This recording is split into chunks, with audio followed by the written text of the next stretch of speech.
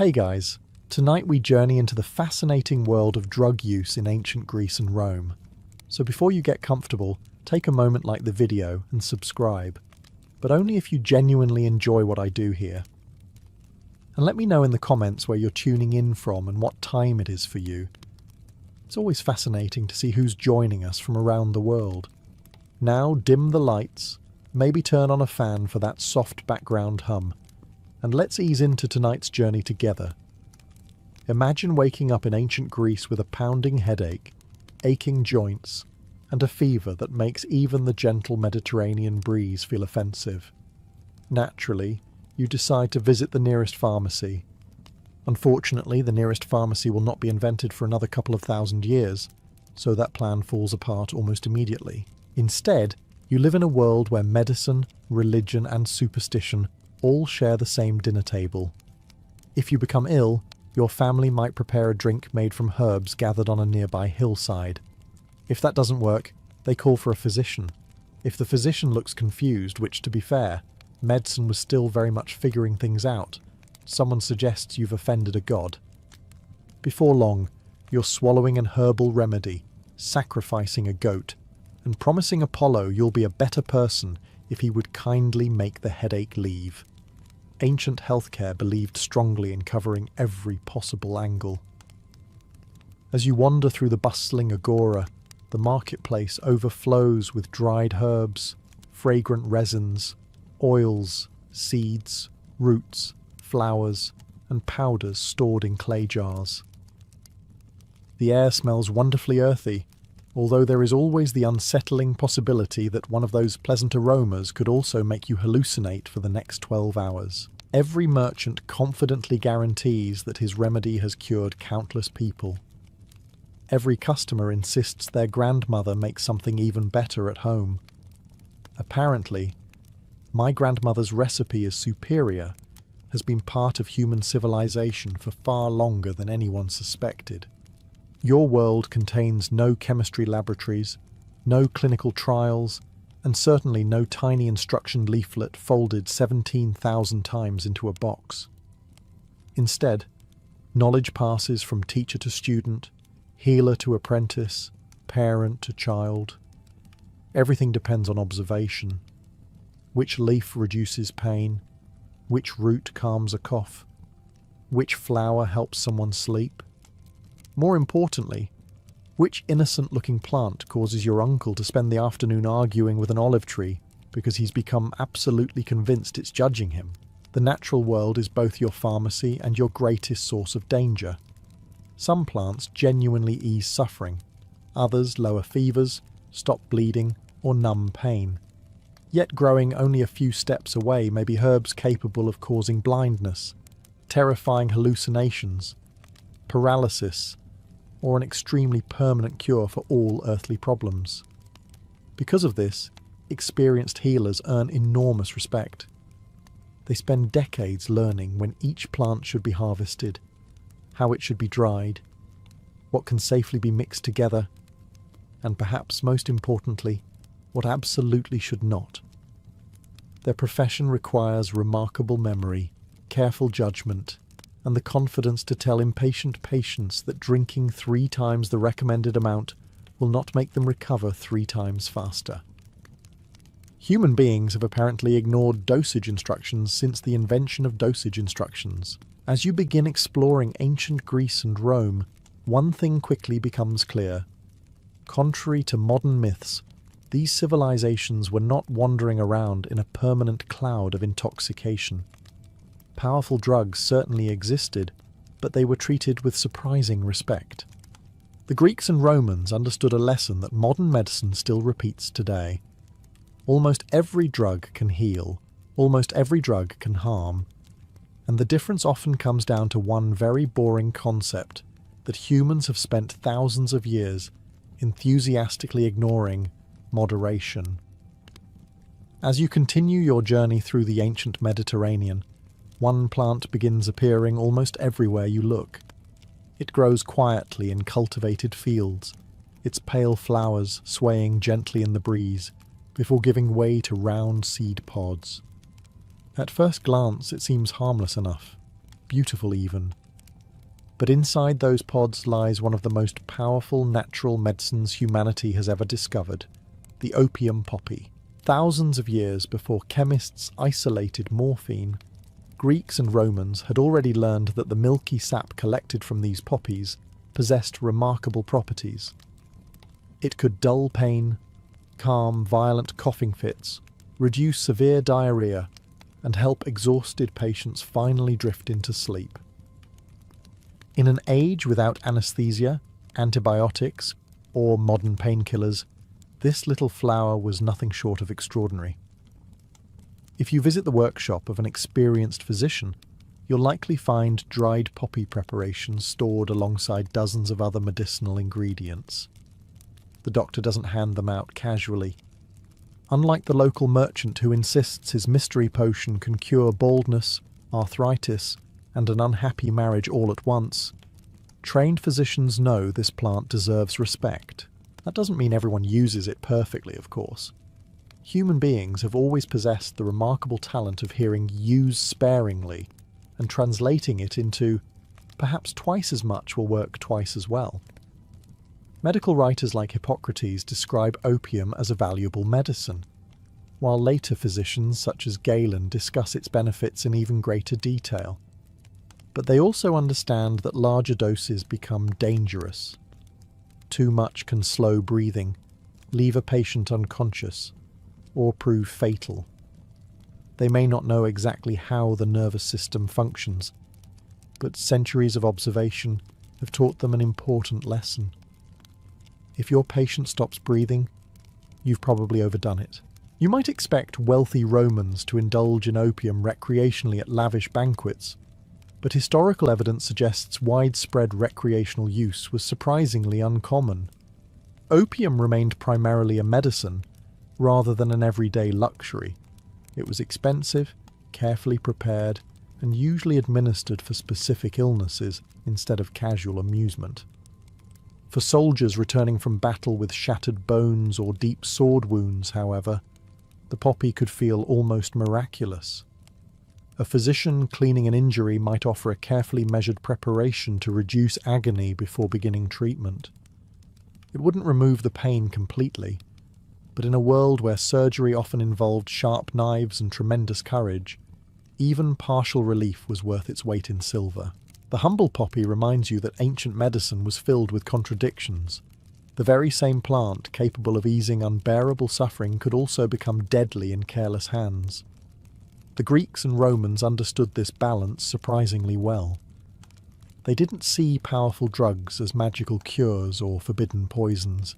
They saw them as tools, extraordinarily useful ones, that demanded knowledge, discipline, and perhaps the occasional reminder not to let your cousin prepare the dosage after his third cup of wine. As you spend more time in ancient Greece and Rome, you begin to notice something unexpected.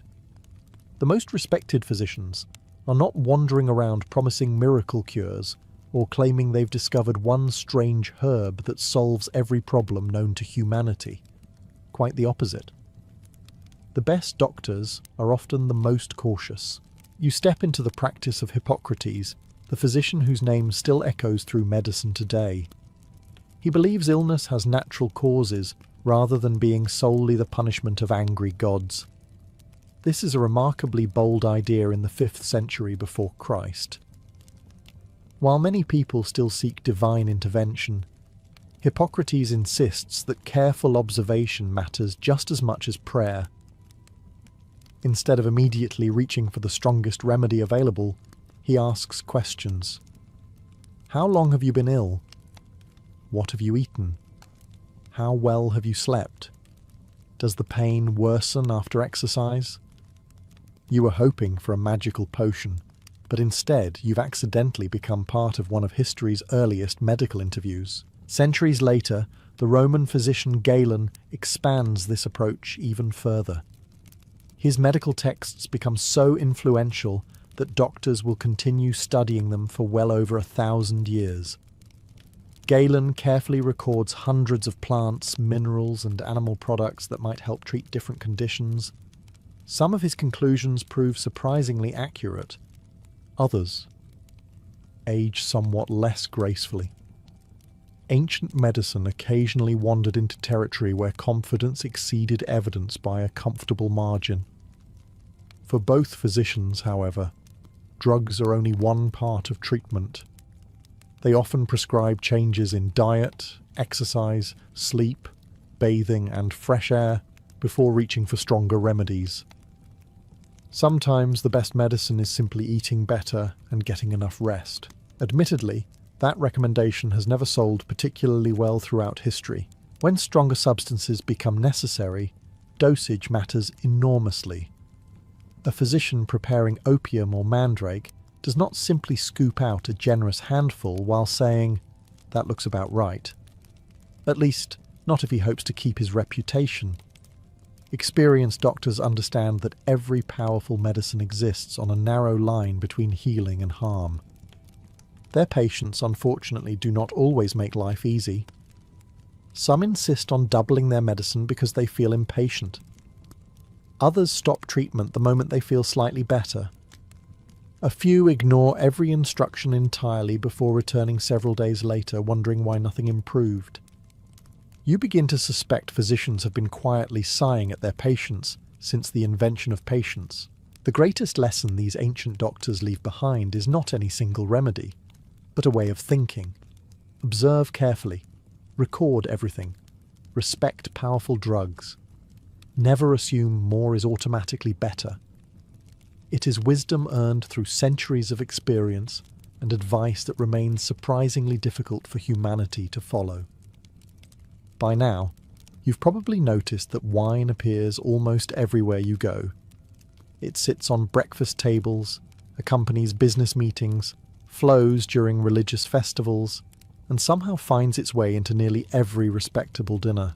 If ancient Greece and Rome had a universal beverage, this was it. But before you picture endless scenes of cheerful drunkenness, there's an important detail that surprises most modern visitors. Almost nobody drinks it straight.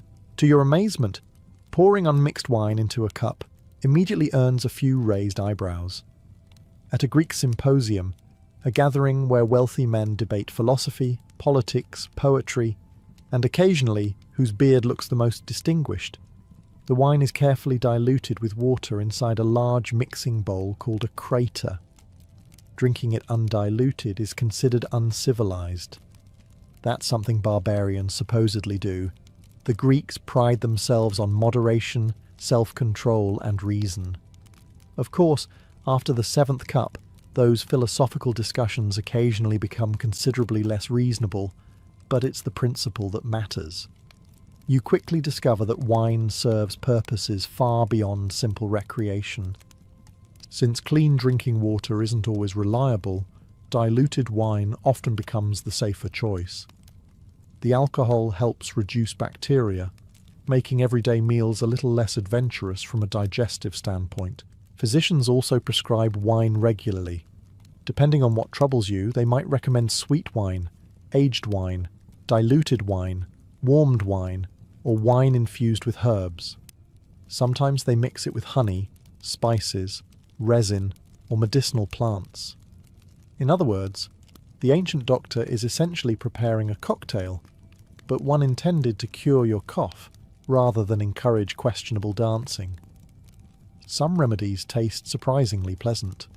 Others taste like someone accidentally seasoned grape juice with an entire garden. The Romans become particularly creative. Wealthy households store expensive wines from every corner of the empire. Certain vintages age for decades and become symbols of status. Serving an old vintage at dinner tells your guests you've done very well for yourself. Serving vinegar by accident tells them you've probably fired the wrong servant. At lavish banquets, however, moderation occasionally takes a holiday. Elite guests spend hours eating, drinking, listening to musicians, watching entertainers, and discussing politics. Some hosts quietly add herbs believed to improve digestion or reduce hangovers. Others simply trust that tomorrow's headache is tomorrow's problem. Not everyone approves. Philosophers like Seneca frequently criticize excessive drinking. Losing control, they argue, means surrendering the very thing that separates humans from animals: reason. As you leave another evening feast, you begin to appreciate wine's remarkable role in ancient society. It is medicine, ritual, hospitality, commerce, celebration, and daily nourishment all poured into the same cup.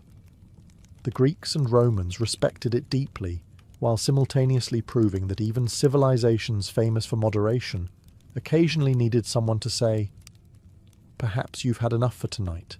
As you continue exploring the ancient Mediterranean, you eventually encounter another plant that sparks endless modern curiosity: cannabis. Today, the very mention of it tends to launch debates that somehow become louder than Roman chariot races. In the ancient world, however, people generally viewed it with far less drama. To the Greeks and Romans, cannabis is simply one useful plant among many. Its strongest reputation isn't actually as a drug.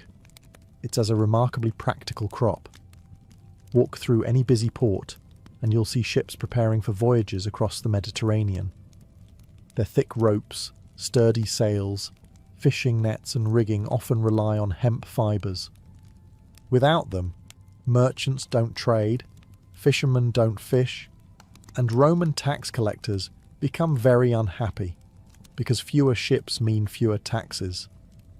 Nothing motivates an empire quite like protecting its revenue. Yet physicians also know the plant has medicinal qualities. Medical writers occasionally describe preparations made from cannabis seeds or extracts for relieving certain types of pain, reducing inflammation, or treating ear discomfort. The prescriptions are surprisingly specific. Ancient doctors generally aren't telling patients to consume large quantities and then spend the afternoon contemplating whether Plato's cave is actually someone's basement. Instead, cannabis remains one relatively modest tool inside an enormous medical cabinet. This surprises many modern readers. Unlike opium, which receives detailed attention from physicians, cannabis appears far less frequently in surviving Greek and Roman medical texts. That doesn't mean it was unknown. It simply wasn't considered one of medicine's greatest miracles. The Romans, practical as ever, admire plants that serve multiple purposes. A single crop can produce fibres for clothing, ropes strong enough to anchor ships, oil from the seeds, animal feed, and occasionally medicinal preparations. Efficiency like that would make even the most organised Roman administrator smile, which historians agree was an exceptionally rare event. As always, dosage remains important. Ancient physicians understand that nearly every medicinal plant behaves differently depending on how it's prepared. A carefully measured remedy differs enormously from random experimentation. Fortunately, most doctors prefer the first option, largely because repeat customers are considerably easier to obtain when they survive. The philosophers, meanwhile, show remarkably little interest in recreational intoxication through cannabis. Their writings devote far more attention to wine, self-control, ethics, and the pursuit of wisdom. Then again, spending several hours arguing over the definition of virtue may have provided enough altered mental states for one afternoon. By the time you leave Greece and Rome behind, one pattern has become unmistakable. Ancient societies rarely divided plants into simple categories like medicine or drug. A useful plant could heal the sick, build a ship, feed livestock, produce oil, and serve countless everyday needs all at once. To them, nature wasn't organised into neat little boxes. It was one enormous pharmacy, hardware store, grocery market, and occasionally poison cabinet, all growing in the same field. As you wander farther into the hills and forests of ancient Greece and Rome, you begin to realise that not every medicinal plant wears a friendly face. Some look beautiful, some smell pleasant, and some possess the remarkable ability to solve your headache by ensuring you never experience another one. Welcome to the world of mandrake, henbane, belladonna, and other plants that ancient physicians handled with extreme care. Mandrake is perhaps the most famous of them all. Its thick, forked root often resembles the rough shape of a human body, and that resemblance gives birth to countless legends. People whisper that the plant screams when pulled from the ground, killing anyone foolish enough to hear it. Others insist you should tie the plant to a dog, stand at a safe distance, and let the unfortunate animal do the harvesting. It's an entertaining story. It's also a convenient way to avoid doing the dangerous job yourself. The truth is far less magical, but no less impressive. Mandrake contains compounds capable of producing drowsiness, reducing pain, and sometimes sending people into deep sleep. Ancient physicians occasionally use it before surgery or to calm patients suffering severe discomfort. Unfortunately, the distance between comfortably asleep and permanently asleep is not always very large, which is why experienced doctors measure carefully. Very carefully. Henbane presents another challenge. This unassuming plant can produce hallucinations, confusion, blurred vision, and memory loss. In tiny, carefully prepared amounts, it may ease pain or muscle spasms. In larger doses, your conversation with the household cat may become surprisingly philosophical, despite the fact that your household does not actually own a cat. Belladonna is equally dangerous. Although later generations become fascinated with its cosmetic uses, ancient healers know it primarily as a powerful medicinal and poisonous plant. Mishandling it carries serious consequences. Because of these risks, knowledge becomes priceless. An apprentice physician spends years learning how to recognize each leaf, flower, root, and seed. Two plants may look remarkably similar while producing completely opposite effects. One eases your stomach pain. The other introduces you to your ancestors considerably earlier than expected. Ancient medical texts repeatedly warn physicians to prepare these remedies with precision. Guesswork has no place here. Unlike adding extra garlic to dinner, adding a little more mandrake rarely improves the final result. As you leave another physician's workshop, one thing becomes wonderfully clear. Ancient medicine was never simply a collection of folk remedies and lucky guesses. It demanded observation, discipline, and generations of accumulated experience. The Greeks and Romans understood that nature offered extraordinary medicines, but she also had a wicked sense of humour, often placing the cure and the poison side by side and quietly waiting to see whether you knew the difference. As you leave behind physicians and herbalists, you enter an entirely different world, one where powerful substances are no longer taken to heal the body, but perhaps to transform the soul. The Greeks draw a careful line between medicine and religion, yet the two often cross paths in fascinating ways. If a doctor gives you a preparation to ease pain, no one thinks much of it. But if a priest hands you a mysterious drink inside one of Greece's holiest ceremonies, suddenly everyone becomes remarkably secretive, especially because revealing what happened could get you into serious trouble. For nearly 2,000 years, the Eleusinian Mysteries stand among the most sacred religious ceremonies in the Greek world. Every year, thousands of initiates travel to Eleusis, just outside Athens, hoping to participate in rituals dedicated to Demeter and Persephone. Kings attend, generals attend, philosophers attend. Even ordinary farmers save money for years just to experience the ceremony once in their lifetime. And yet, despite all these participants, almost nobody tells future generations exactly what happened inside. The initiates swear an oath of secrecy. Remarkably, they keep it. This may be one of history's greatest examples of people successfully keeping a secret. Modern group chats could never. The ceremony promises participants a deeper understanding of life, death, and what awaits beyond the grave. Ancient writers describe the experience as profoundly moving, sometimes life-changing. Many emerge convinced they no longer fear death. Naturally, historians begin asking questions.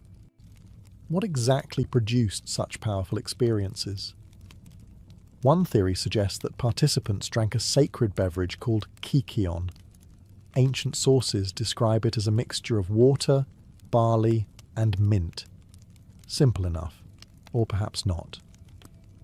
Some modern scholars believe the barley may occasionally have been infected by ergot, a fungus containing naturally occurring compounds chemically related to substances discovered thousands of years later. If prepared under very specific conditions, the drink might have produced altered states of consciousness. It is an intriguing theory. It is also impossible to prove. Other historians argue the experience required no hidden drug at all. Imagine fasting for several days, walking miles in a religious procession, entering enormous torchlit halls after sunset, hearing sacred hymns echo through the darkness, and witnessing ceremonies you've anticipated for years. Your mind hardly needs chemical encouragement to become overwhelmed. The truth is, we simply don't know. And perhaps that's fitting. The mysteries survive for nearly 2 millennia precisely because they remain mysterious. As you leave Eleusis under the quiet glow of the stars, you realize something profound. The Greeks were not always searching for intoxication itself. Often they were searching for meaning. If a sacred drink played any role, it was never the destination. It was merely one small step toward understanding mysteries they believed stretched far beyond the limits of ordinary human experience. As your journey continues, you eventually arrive at the slopes of Mount Parnassus, where one of the most famous women in the ancient world waits inside the Temple of Apollo. She is known simply as the Pythia, the Oracle of Delphi. Kings consult her before declaring war. Colonists seek her blessing before founding new cities. Merchants ask about fortunes. Generals trust her advice with thousands of lives. Considering her success rate, she somehow becomes history's most influential person, whose answers frequently require a second opinion. The sanctuary itself feels unlike anywhere you've visited. Pilgrims climb the sacred way carrying offerings of gold, silver, fine pottery, and statues dedicated to Apollo. Every city-state wants the god's favour, and every visitor hopes to leave with an answer. Whether they'll actually understand that answer is another matter entirely. Before approaching the oracle, priests perform purification rituals. Sacrifices are made. Sacred spring water is used for cleansing. Nothing happens casually here. Every step follows traditions that have been refined over centuries. Finally, the Pythia enters the inner chamber of the temple. Ancient writers describe her sitting upon a sacred tripod above a narrow opening in the earth. Soon afterward, she begins speaking. Sometimes her words are calm, sometimes they seem fragmented, sometimes they sound like poetry, and almost never do they provide the straightforward answer everyone hoped for. Ask whether you should invade a neighbouring kingdom, and instead of hearing yes or no, you might receive something like, "A great empire shall fall." Wonderful. The only small detail left unresolved is whose empire. For centuries, people accept that Apollo himself speaks through the oracle, but modern historians and scientists have wondered whether something else contributed to her unusual state. As you leave the military camps behind, you arrive somewhere that looks considerably more peaceful. At first, the stadium is already filling with spectators. Vendors shout over one another, athletes stretch beside the track, and trainers bark instructions with the same intensity modern coaches reserve for people who forgot leg day. Today is competition day, and just like athletes throughout history, everyone here wants the same thing: to win. Preferably without having to admit how difficult that actually is. The Olympic Games, along with countless regional competitions across Greece, reward more than just glory. Victorious athletes earn money, free meals, political influence, public statues, and enough local fame that your hometown may spend centuries mentioning your victory to anyone willing or unwilling to listen. Naturally, that creates pressure. Enormous pressure. You might assume ancient competitors searched for magical performance-enhancing drugs. The reality is both more interesting and considerably less dramatic.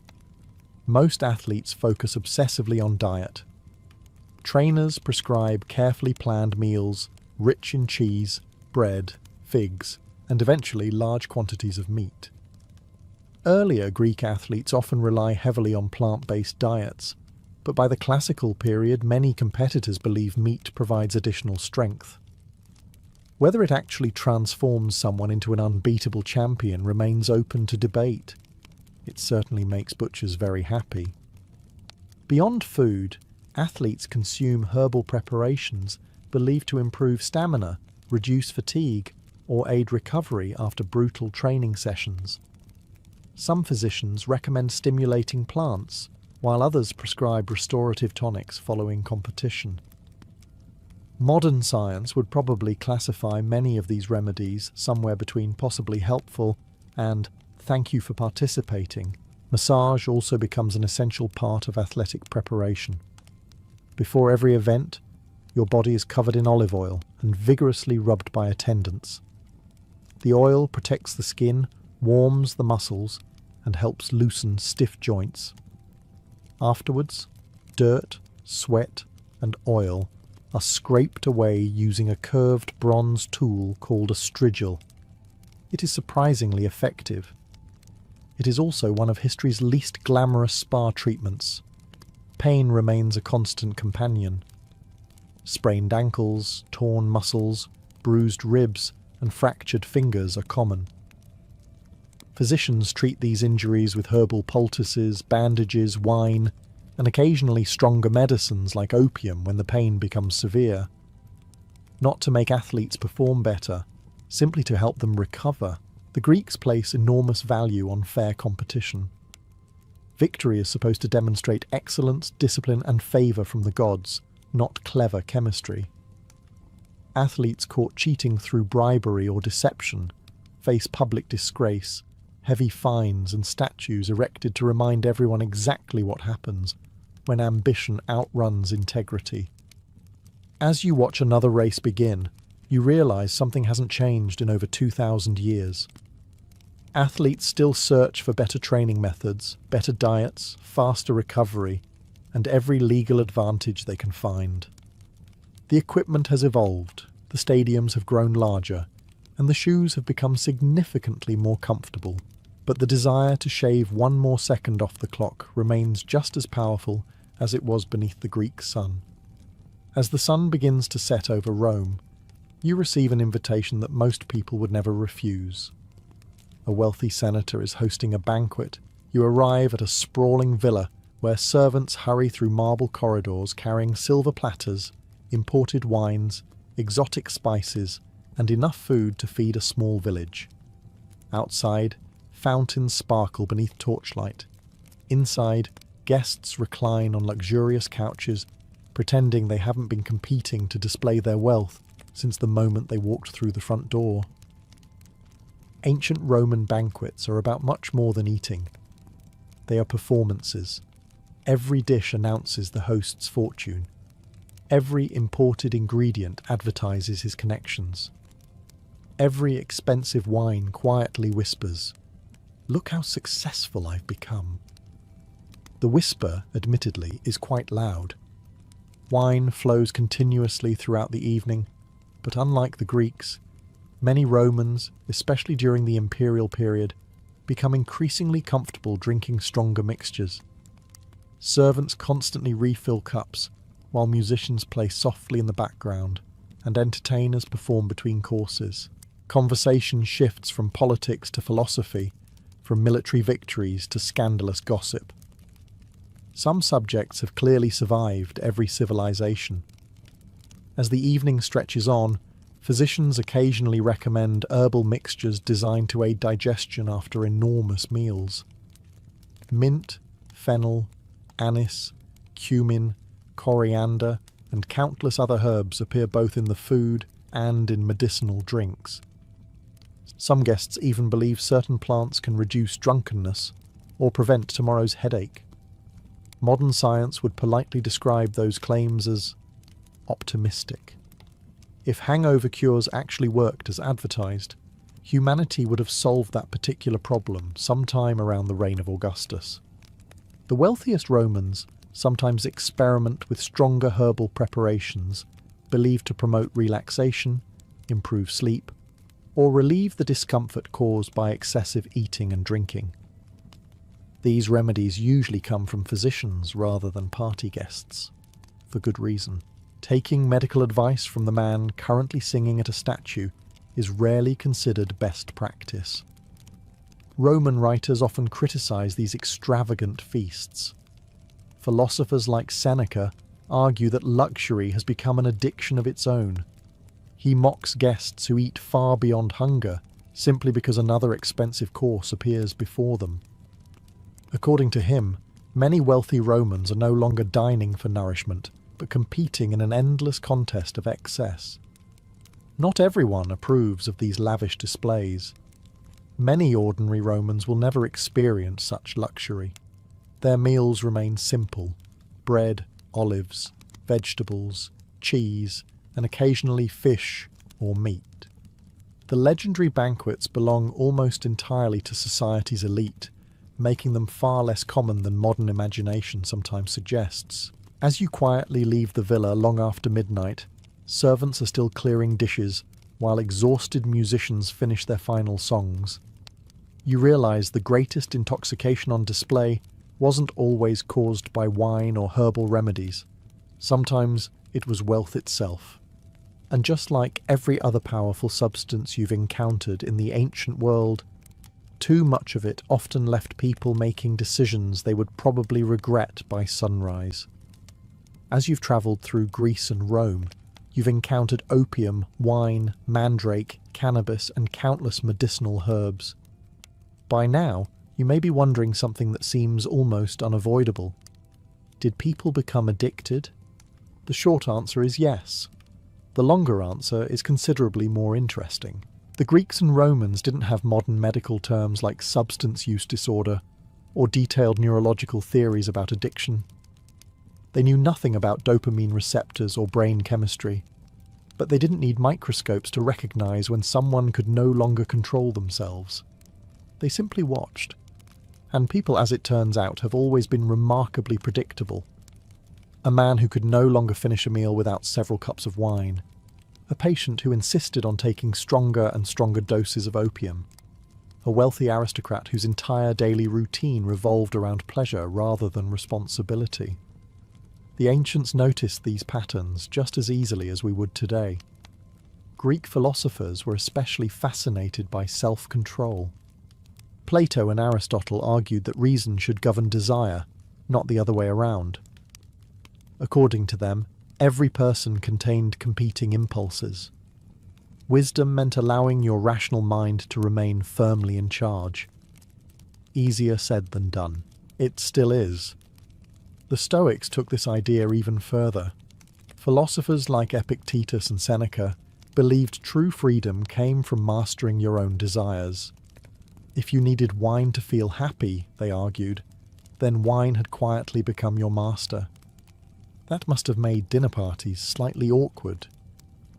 Would you care for another cup? No, thank you. I'm currently practicing complete independence from worldly pleasures.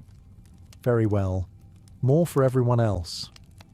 Roman physicians made similar observations from a medical perspective. Galen warned that medicines should never become daily comforts without necessity. A drug powerful enough to heal could also create dependence if used carelessly. Physicians therefore emphasized moderation, careful dosing, and stopping treatment once recovery had begun. Whether patients actually followed those instructions was another question entirely. Some undoubtedly did. Others probably heard, "Take 1 dose before bed," and interpreted it as, "Take 3 whenever convenient." Human creativity has always flourished around medical advice. Even Roman law occasionally reflected concerns about intoxication. Public drunkenness, disorderly behaviour, and loss of self-control were hardly admired qualities, particularly among members of the political elite. A senator staggering through the forum after too much wine inspired considerably less confidence than one who could at least remain upright during speeches. As you continue your journey, one truth becomes impossible to ignore. The Greeks and Romans rarely viewed intoxication itself as the greatest danger. Losing mastery over yourself, that was the real problem. To them, the strongest chains were not always made of iron. Sometimes they were made of habits so comfortable that you no longer noticed you were wearing them. The deeper you explore the ancient world, the more you realize that every remarkable medicine has a sinister twin. A plant that eases pain can also stop a heart. A drink that helps someone sleep can ensure they never wake up. The difference, as physicians like to remind their students, is usually the dosage. The difference, as professional poisoners preferred to demonstrate, was often the intention. In ancient Greece and Rome, poisoning becomes one of history's most feared methods of murder. Unlike a sword, poison requires no battlefield, no physical strength, and no dramatic confrontation. It simply asks for patience, and perhaps a trustworthy dinner invitation. You quickly learn never to become too excited when someone insists they've prepared your favourite wine, especially if they also happen to inherit your estate. The Romans become particularly fascinated by poisons. As political rivalries grow more vicious during the late Republic and the Empire, rumours of secret poisoning spread through aristocratic society almost constantly. Some accusations are undoubtedly exaggerated, while others appear to have been frighteningly real. Every unexpected death seems to produce the same question. Was it illness? Or was someone simply very good at chemistry before chemistry officially existed? Professional poisoners gain an almost legendary reputation. Wealthy families sometimes employ experts capable of preparing deadly mixtures from seemingly ordinary plants. Hemlock, aconite, yew, belladonna, and concentrated preparations of other toxic herbs all become feared ingredients. Most respectable physicians refuse to have anything to do with such practices. Unfortunately, not everyone offering medical knowledge is respectable. One particularly infamous figure is Locusta, who lives during the reign of Emperor Nero. She becomes so well known for preparing poisons that ancient historians describe her almost like a state-sponsored specialist. According to several accounts, Nero himself relies upon her expertise during political assassinations. Having official imperial poisoner on your resume is certainly memorable. It probably makes networking events rather uncomfortable. The constant fear of poisoning changes everyday behaviour among Rome's elite. Wealthy households increasingly rely on trusted servants to prepare meals. Some powerful individuals even employ food tasters whose entire profession revolves around answering one important question. Will this kill the emperor? It is not a career with an especially generous retirement plan. Ironically, physicians studying antidotes help advance medical knowledge. They carefully observe symptoms caused by different poisons and experiment with treatments.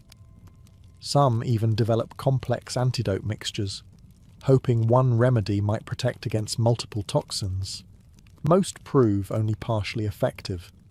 After all, medicine is difficult enough when your patient accidentally becomes ill.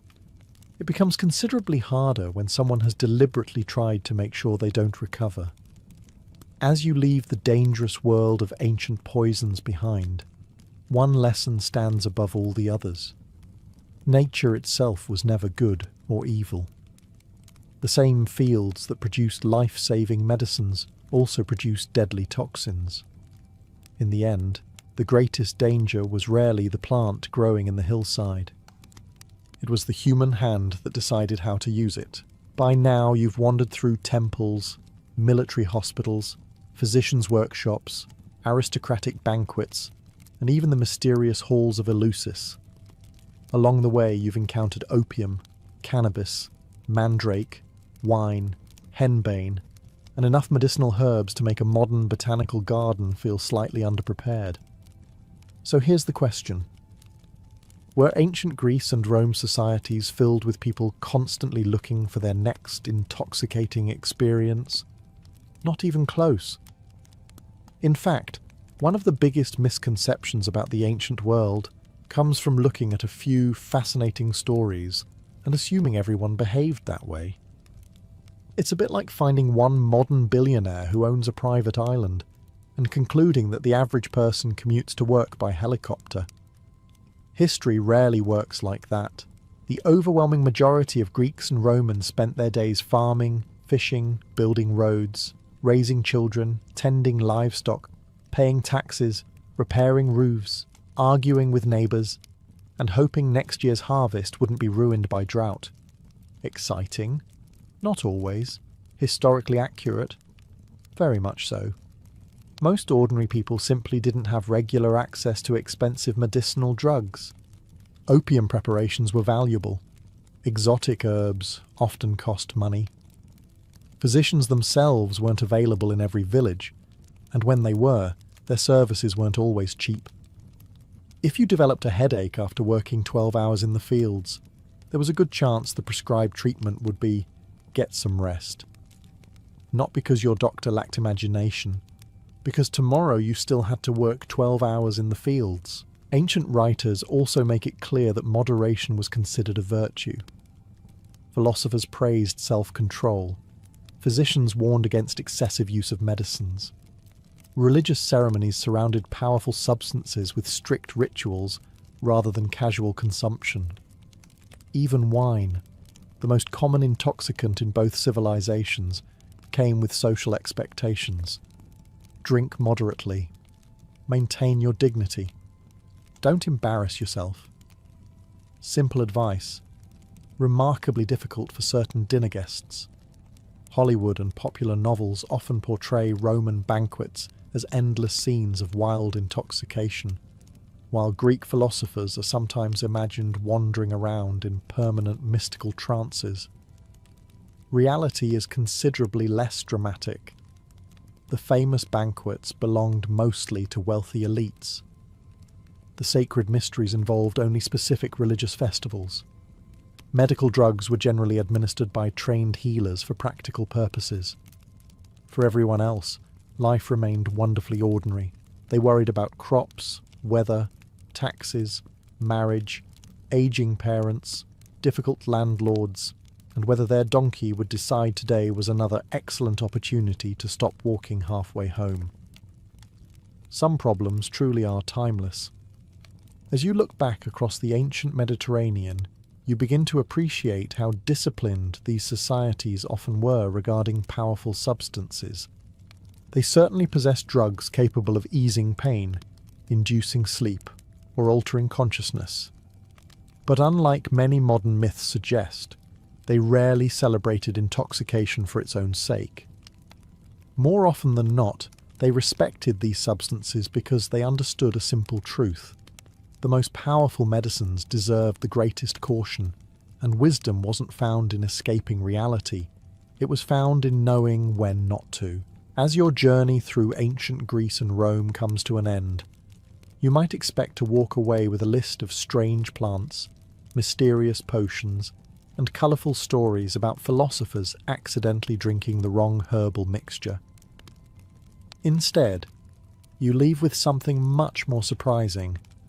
The ancients understood that drugs were never really the story. People were. For thousands of years, human beings have searched for relief from pain, comfort during illness, courage before surgery, restful sleep after exhausting days, and hope when medicine offered very little certainty. Those desires haven't changed. Only the labels on the bottles have. You think back to the physician carefully measuring opium before handing it to a wounded soldier. He wasn't trying to create pleasure. He was trying to make unbearable pain slightly more bearable. You remember the herbalist spending years learning which root healed and which one killed. Knowledge mattered because mistakes had consequences.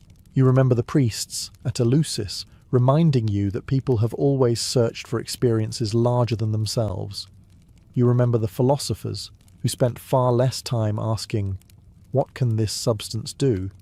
than asking, "What will it do to the person who uses it?" That distinction mattered. It still does. Perhaps the greatest surprise is how cautious these civilizations often were. Modern imagination sometimes pictures the ancient world as reckless and primitive, with people swallowing mysterious potions simply because someone pointed at a shrub and said, "Trust me." The historical reality is almost the opposite. The best physicians emphasized moderation. The best philosophers praised self-control. The best healers respected nature enough to fear it. They understood that the strongest medicines demanded the greatest responsibility. It's advice that somehow remains fresh after 2,000 years. As the Roman Empire rose and eventually fell, countless medical texts survived because later civilizations recognized their value. Medieval monks copied them by hand. Islamic scholars preserved and expanded them. Renaissance physicians studied them once again. The knowledge travelled much farther than the empires themselves. Empires disappear. Good ideas have a habit of surviving. As you take one final look across the ancient Mediterranean, the temples, vineyards, hospitals, marketplaces, and quiet hillsides begin to fade into history. What remains is a remarkably familiar picture. People caring for loved ones, doctors doing their best with the knowledge available, patients hoping tomorrow would hurt a little less than today, and ordinary men and women searching, just as we still do, for a healthier, longer, and more peaceful life. History often reminds us that humanity changes far less than we like to believe. Our medicines have become more sophisticated, our understanding of the body has grown immeasurably deeper, and our pharmacies are thankfully better organised than a sack full of dried roots. But the questions remain the same. How do we ease suffering? How do we live well?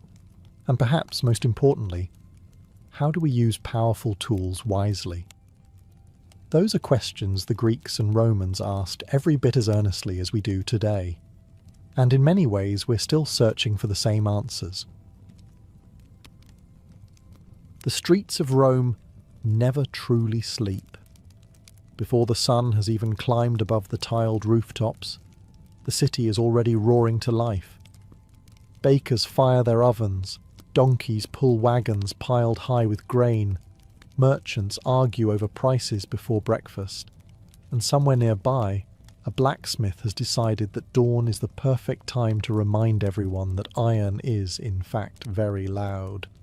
If you happen to be one of Rome's wealthiest citizens, you might be wondering why you paid a fortune for a magnificent townhouse only to wake each morning feeling as though you live inside a construction project that occasionally catches fire. By the 1st century after Christ, Rome had become the largest city in the Mediterranean world. Historians estimate that nearly 1 million people crowded into its neighbourhoods. Elegant marble temples stood beside narrow alleyways. Grand public buildings overlooked towering apartment blocks called insulae, where countless ordinary Romans lived packed together several stories high. Wealth flowed through the city like nowhere else on earth, but so did noise, dust, and endless commotion. The city itself was astonishing, yet living there could test anyone's patience. During daylight hours, many heavy wagons were forbidden from entering the busiest streets, so deliveries often took place after dark. Just as you drifted towards sleep, wooden wheels rattled across ancient paving stones, while mule drivers shouted at one another beneath your bedroom window. The satirist Juvenal joked that only the very wealthy could hope for decent sleep in Rome, and even they were not guaranteed much peace. Then summer arrived. The narrow streets trapped heat between brick and stone buildings, turning entire districts into ovens long after sunset. Smoke drifted from thousands of kitchens, bathhouses, workshops and furnaces.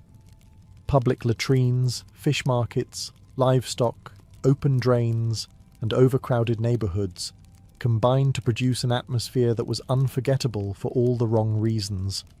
fresh sea air began sounding less like a luxury and more like a miracle.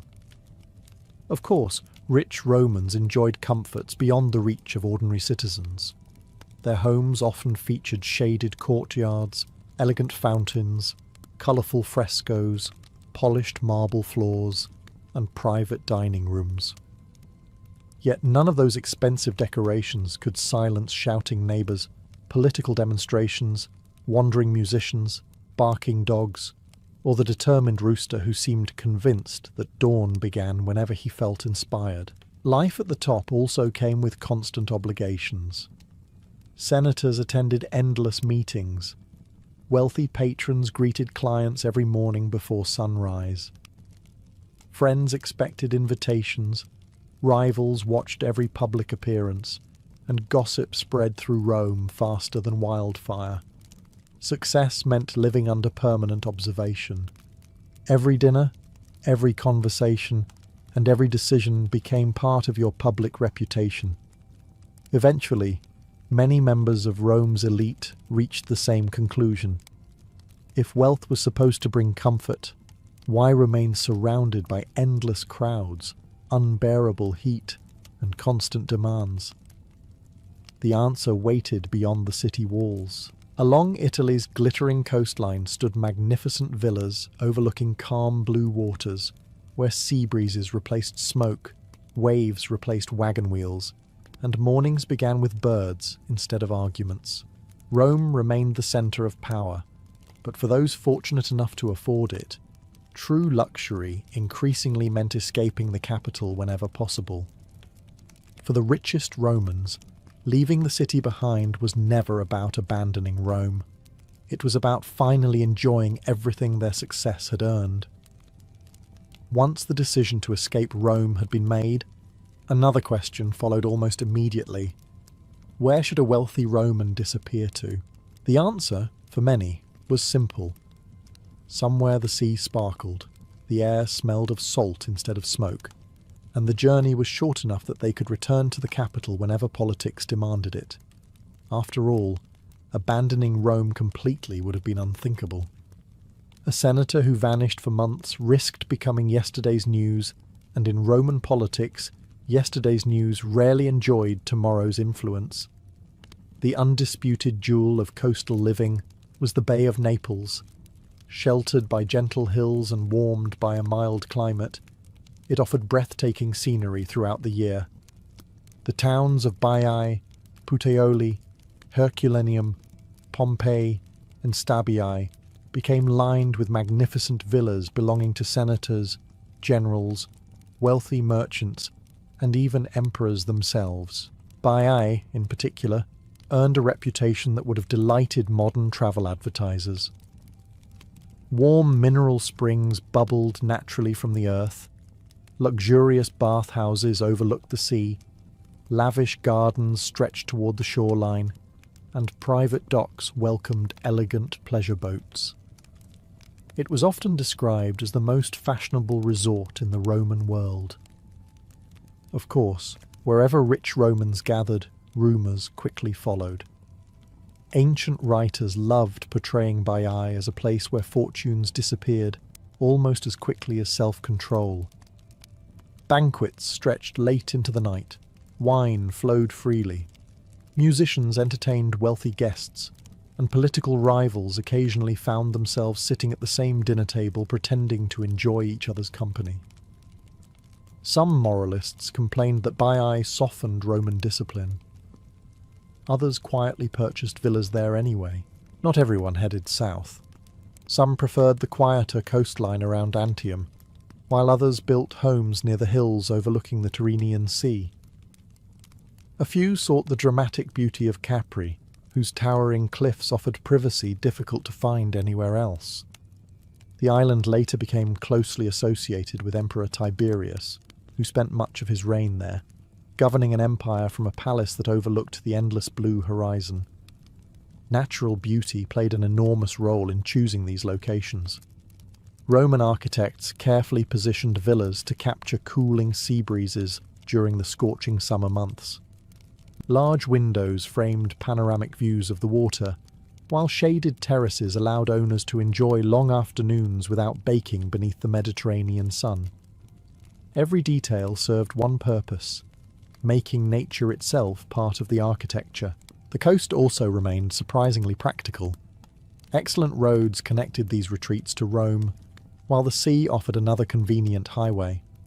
Wealthy owners could travel aboard comfortable ships, bringing servants, furniture, artwork, fresh food, and enough luggage to suggest they were relocating an entire household rather than spending a pleasant weekend away. The perfect Roman villa was never built in isolation. It was carefully placed where luxury, convenience, breathtaking scenery, and political necessity met the sea. Finding the perfect stretch of coastline was only the beginning. The real challenge was transforming a rugged hillside or quiet shoreline into a residence worthy of Rome's elite. Fortunately, wealthy Romans were never discouraged by small inconveniences like steep cliffs, unstable ground, or the occasional need to reshape an entire landscape. Construction crews could spend years preparing the site before the villa itself truly emerged. Hillsides were carved into wide terraces, supported by massive stone retaining walls. These artificial platforms created level ground, where elegant homes, gardens and courtyards could overlook the sea. Some estates seemed to float above the coastline, offering uninterrupted views that stretched for miles across shimmering blue water.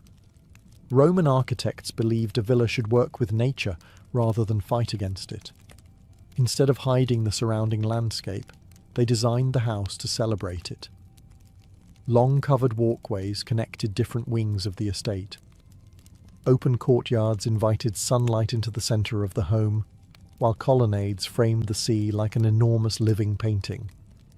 Wherever possible, a guest should catch sight of the water simply by turning a corner. The finest villas featured enormous reception halls for entertaining visitors, private libraries filled with scrolls, elegant dining rooms that opened toward the sea, and bedrooms positioned to catch the cool evening breeze. Floors sparkled with intricate mosaics depicting dolphins, sea gods, fish, or scenes from Greek mythology. Walls were covered with colourful frescoes showing idyllic landscapes that looked remarkably similar to the one just outside the window.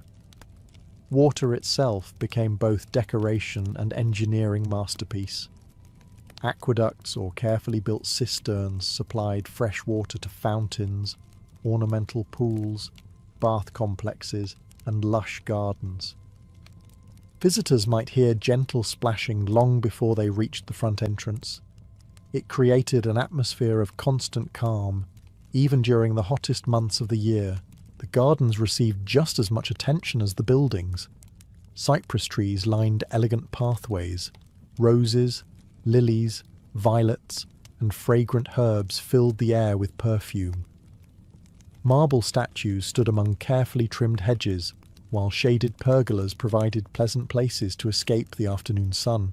Wealthy owners often imported exotic plants from across the empire simply because they could. Some estates became so extravagant that portions extended directly into the sea. Massive concrete foundations, remarkably durable even underwater, allowed owners to build terraces, pavilions, fish ponds, and private harbours that projected beyond the natural shoreline. Roman engineers had mastered hydraulic concrete, making these ambitious waterfront projects entirely possible. Standing on one of these terraces, it could feel as though your home belonged as much to the sea as to the land. Naturally, all this luxury required an army of workers. Architects, stonemasons, painters, gardeners, cooks, cleaners, sailors, and dozens of enslaved labourers kept every fountain flowing and every mosaic gleaming. While the owner admired the sunset with a cup of Falernian wine, hundreds of unseen hands ensured paradise continued running smoothly. The Roman seaside villa was never just a house. It was a carefully engineered masterpiece, built to convince everyone who visited that its owner had mastered not only wealth, but nature itself. Once you arrived at your seaside villa, something remarkable happened. For perhaps the first time in months, your day no longer belonged entirely to Rome. There was no endless stream of clients waiting at your front door before sunrise. No senators eager to debate policy over breakfast. No crowds pressing through the forum, or messengers rushing in with yet another political crisis that absolutely could not wait until tomorrow. Well, most of the time. The Romans even had a word for this carefully cultivated freedom: otium. Today it is often translated as leisure, but that hardly captures its meaning. To an educated Roman, otium meant time spent away from public duties, devoted instead to reading, writing, conversation, philosophy, and quiet reflection. At least that was the respectable explanation. In reality, otium could also involve an exceptionally comfortable chair, excellent seafood, and absolutely no intention of doing anything strenuous before dinner. The day often began slowly. Instead of waking to the thunder of carts on Roman streets, you heard waves rolling against the rocks below your terrace. Servants opened the shutters, allowing cool sea air to drift through the house. Breakfast was simple compared to the elaborate evening meal. Fresh bread, olives, fruit, cheese, honey, and perhaps eggs or leftover fish from the previous day. Afterward came a leisurely walk through the gardens. Wealthy Romans believed gardens were extensions of the home itself, designed not only for beauty but also for peace of mind. Carefully clipped hedges, flowering plants, marble statues, and shaded paths encouraged slow conversation rather than hurried movement. Everything seemed designed to persuade visitors that there was nowhere more urgent to be. Many owners spent part of the morning reading Greek literature or discussing philosophy with friends. Scrolls by Homer, Plato, or Virgil might be read aloud beneath a covered colonnade, while servants quietly poured watered wine. Others dictated letters to secretaries, keeping one cautious eye on events back in Rome. Escaping the capital did not mean ignoring it completely. Politics had an annoying habit of following successful people wherever they went. The afternoon often centered around bathing.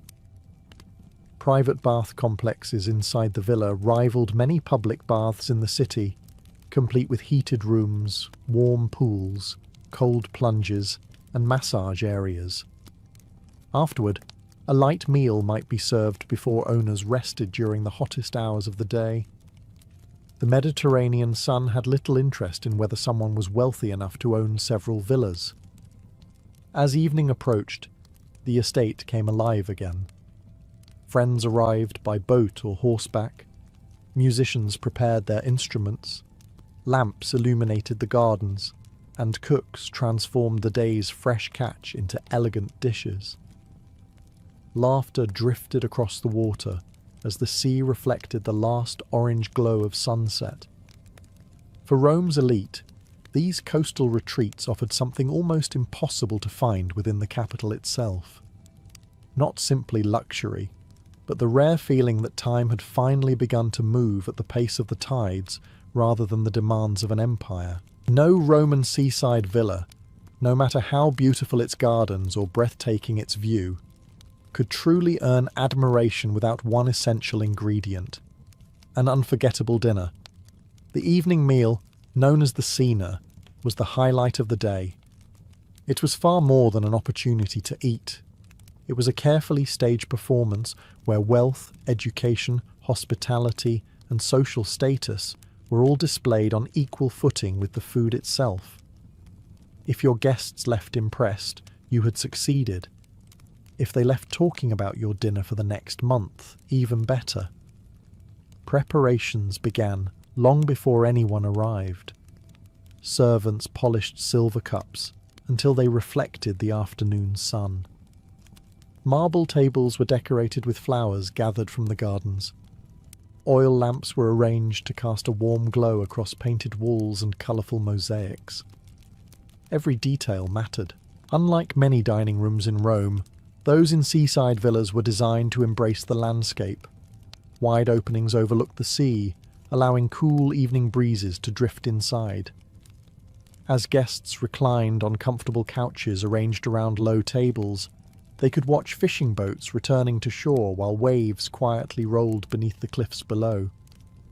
It was dining with a view that even modern restaurants would envy.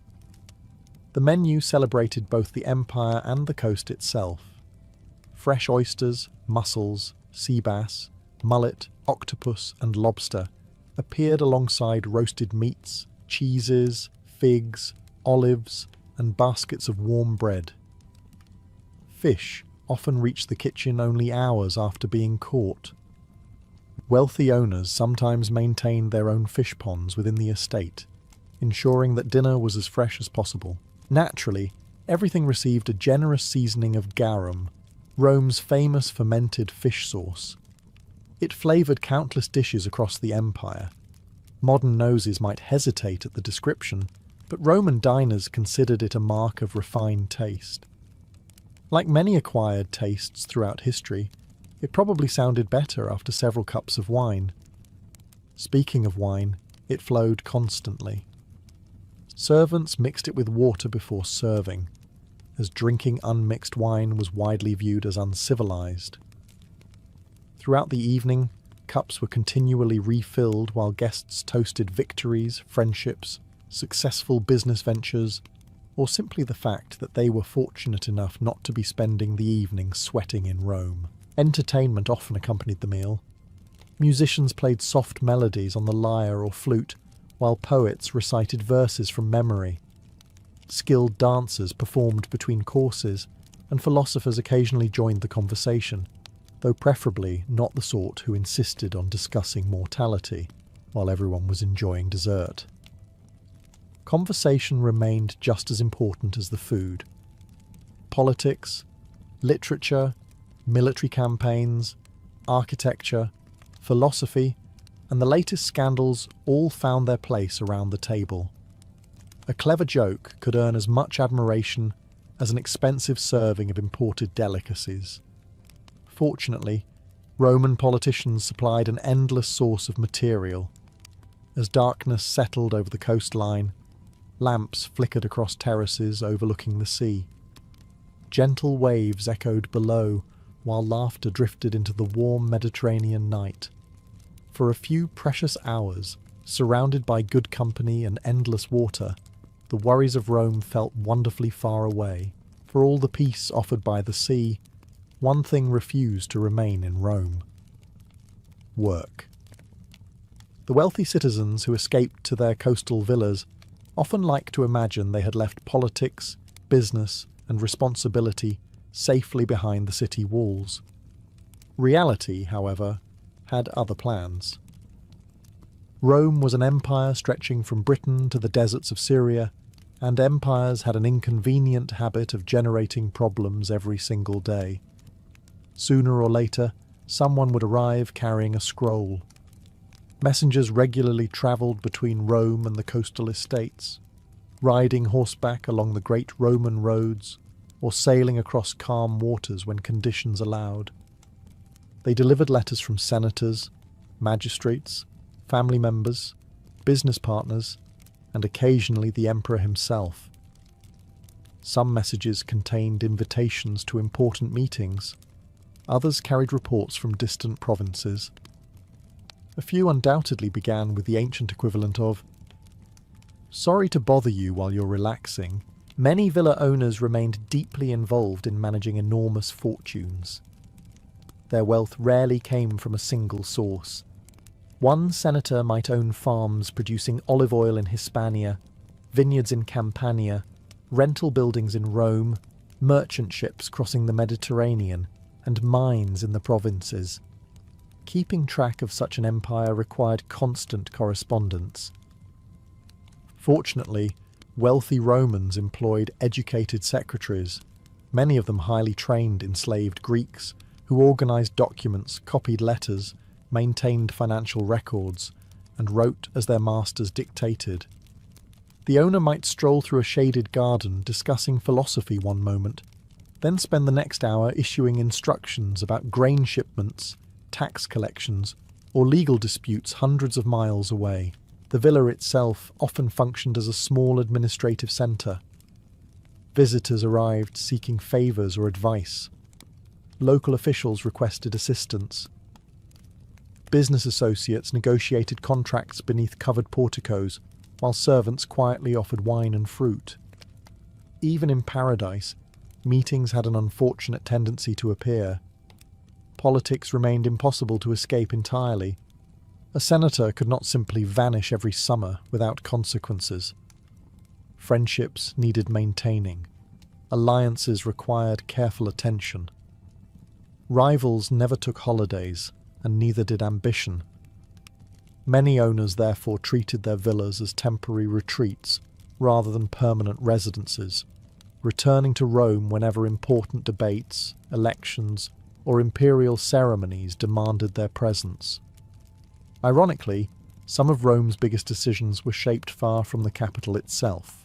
Generals discussed military campaigns while overlooking peaceful bays. Wealthy patrons planned marriages between influential families during quiet dinners by the sea. Emperors occasionally governed directly from their villas, proving that even the centre of the world's greatest empire could sometimes shift to wherever its ruler happened to be enjoying the view.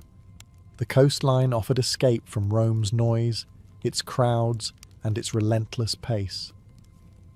But it could never completely free its richest citizens from the responsibilities that had made them wealthy enough to build these magnificent villas in the first place. If owning a seaside villa made you wealthy, having the emperor as your neighbour made the coastline the centre of the Roman world. The emperors themselves fell in love with life beside the sea, and wherever they settled, Rome's most ambitious citizens were never far behind. A quiet fishing town could become fashionable almost overnight simply because the ruler of the empire had decided the view was particularly pleasant. No place illustrated this better than Baiae. By the early empire, Baiae had become the ultimate luxury destination.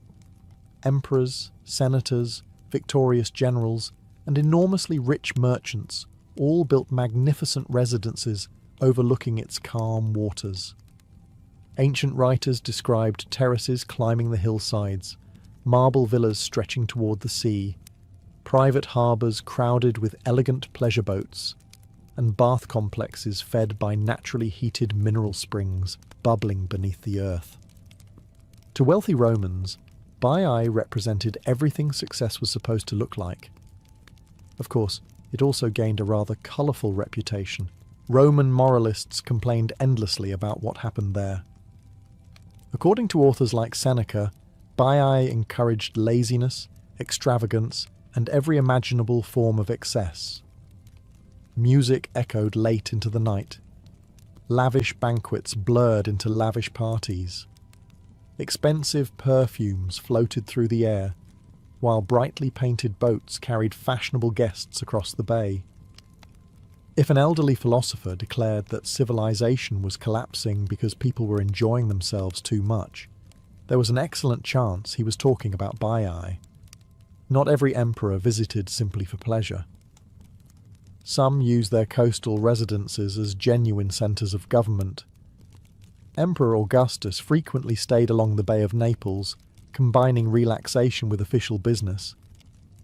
Letters continued arriving, advisors came and went, and important decisions were made with the sea visible through open windows. Then there was Tiberius. Rather than merely vacationing on the coast, he eventually withdrew to the island of Capri.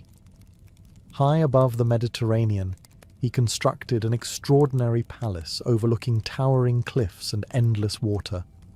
From there, he ruled the Roman Empire for years.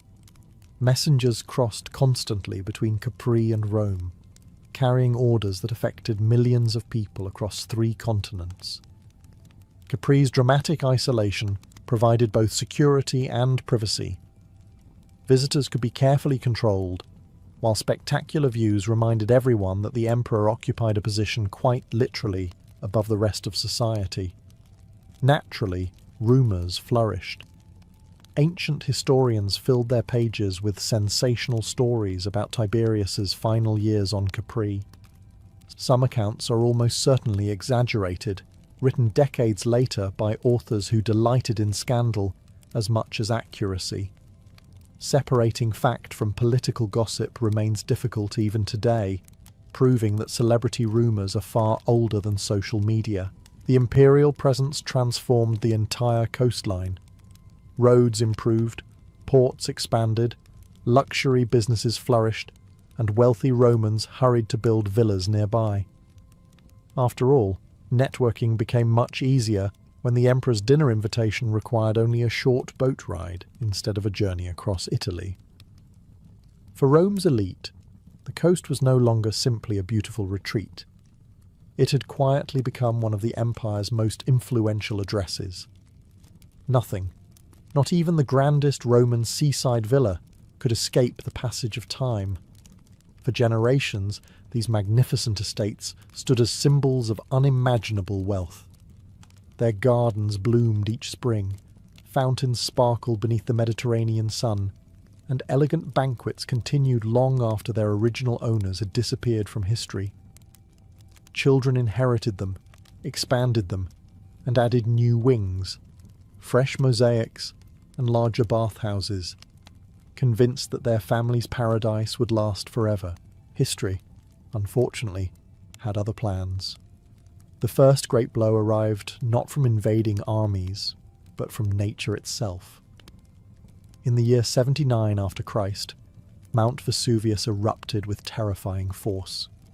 Within hours, ash and volcanic rock buried nearby towns, including Pompeii, Herculaneum, and Stabiae. Many luxurious villas that had overlooked the beautiful Bay of Naples suddenly found themselves beneath meters of volcanic debris. Some owners escaped by sea, while others remained behind, believing the danger would soon pass. It did not. Ancient Egypt, a festival was never just a day off work with better food and fewer complaints from your supervisor. It was a moment when the entire world was believed to lean closer to the gods.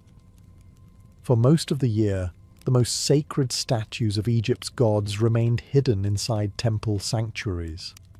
Ordinary people did not simply stroll in to admire Amun, Hathor, Osiris, or Isis, as though visiting a museum with very serious lighting. These divine images lived deep inside the temple, cared for by priests who washed, clothed, perfumed, and fed them through daily rituals. But during the great festivals, everything changed. Temple doors opened. Priests emerged in white linen. Incense drifted into the air.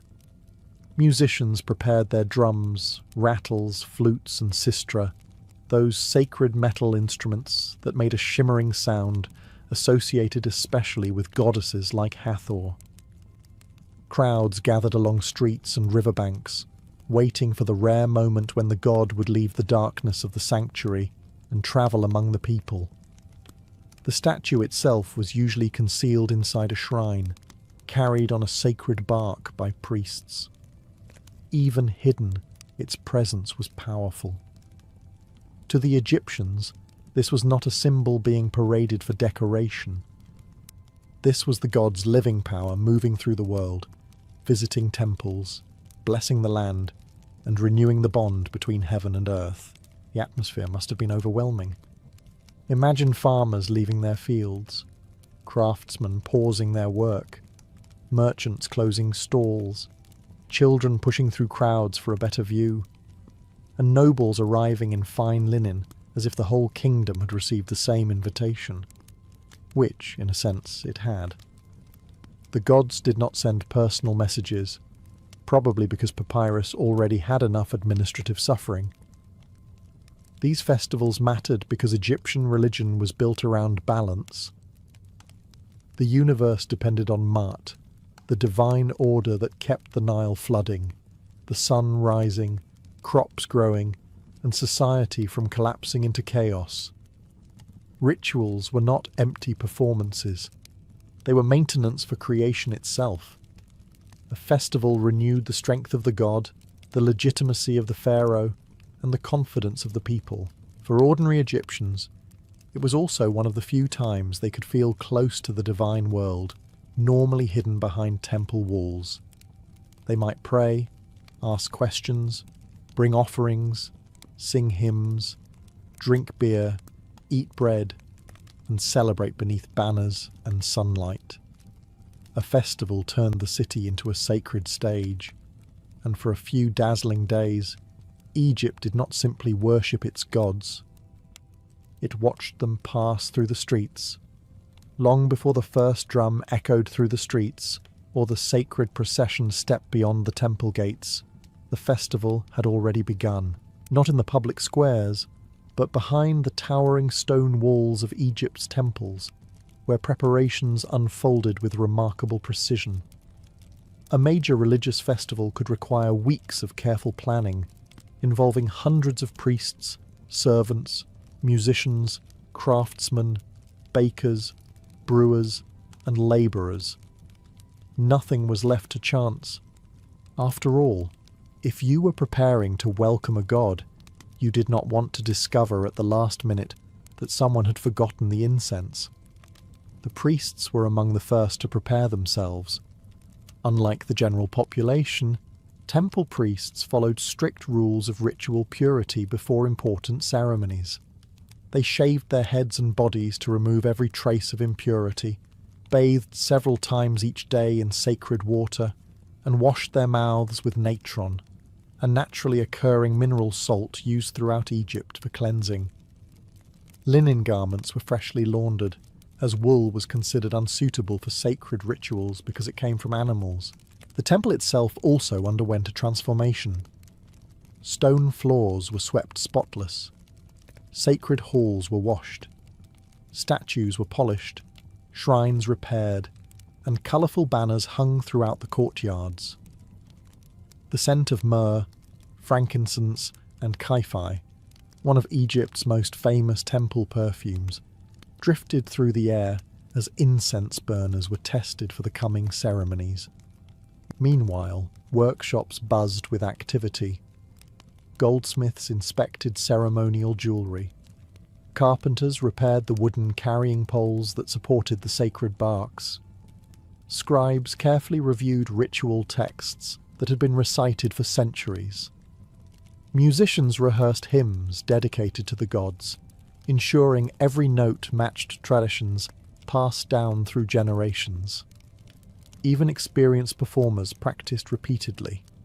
Apparently, forgetting the lyrics while singing for Amun was considered slightly more embarrassing than forgetting them at a family gathering.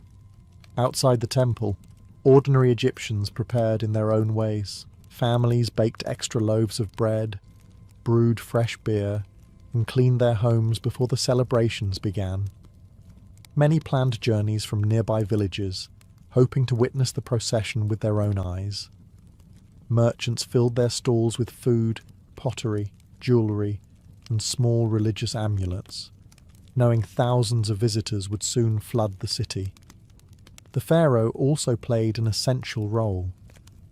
Although he could not attend every festival across Egypt, he remained the chief intermediary between the gods and humanity. During the greatest celebrations, especially those held at major temples like Karnak or Luxor, the king either appeared in person or was represented through official ceremonies performed in his name. His presence reinforced the belief that Egypt's prosperity depended upon cooperation between the gods and their earthly ruler. As anticipation spread throughout the kingdom, excitement grew with each passing day. Everyone knew that soon the temple doors would open, the sacred shrines would emerge into the sunlight, and the gods themselves would begin their journey among the people.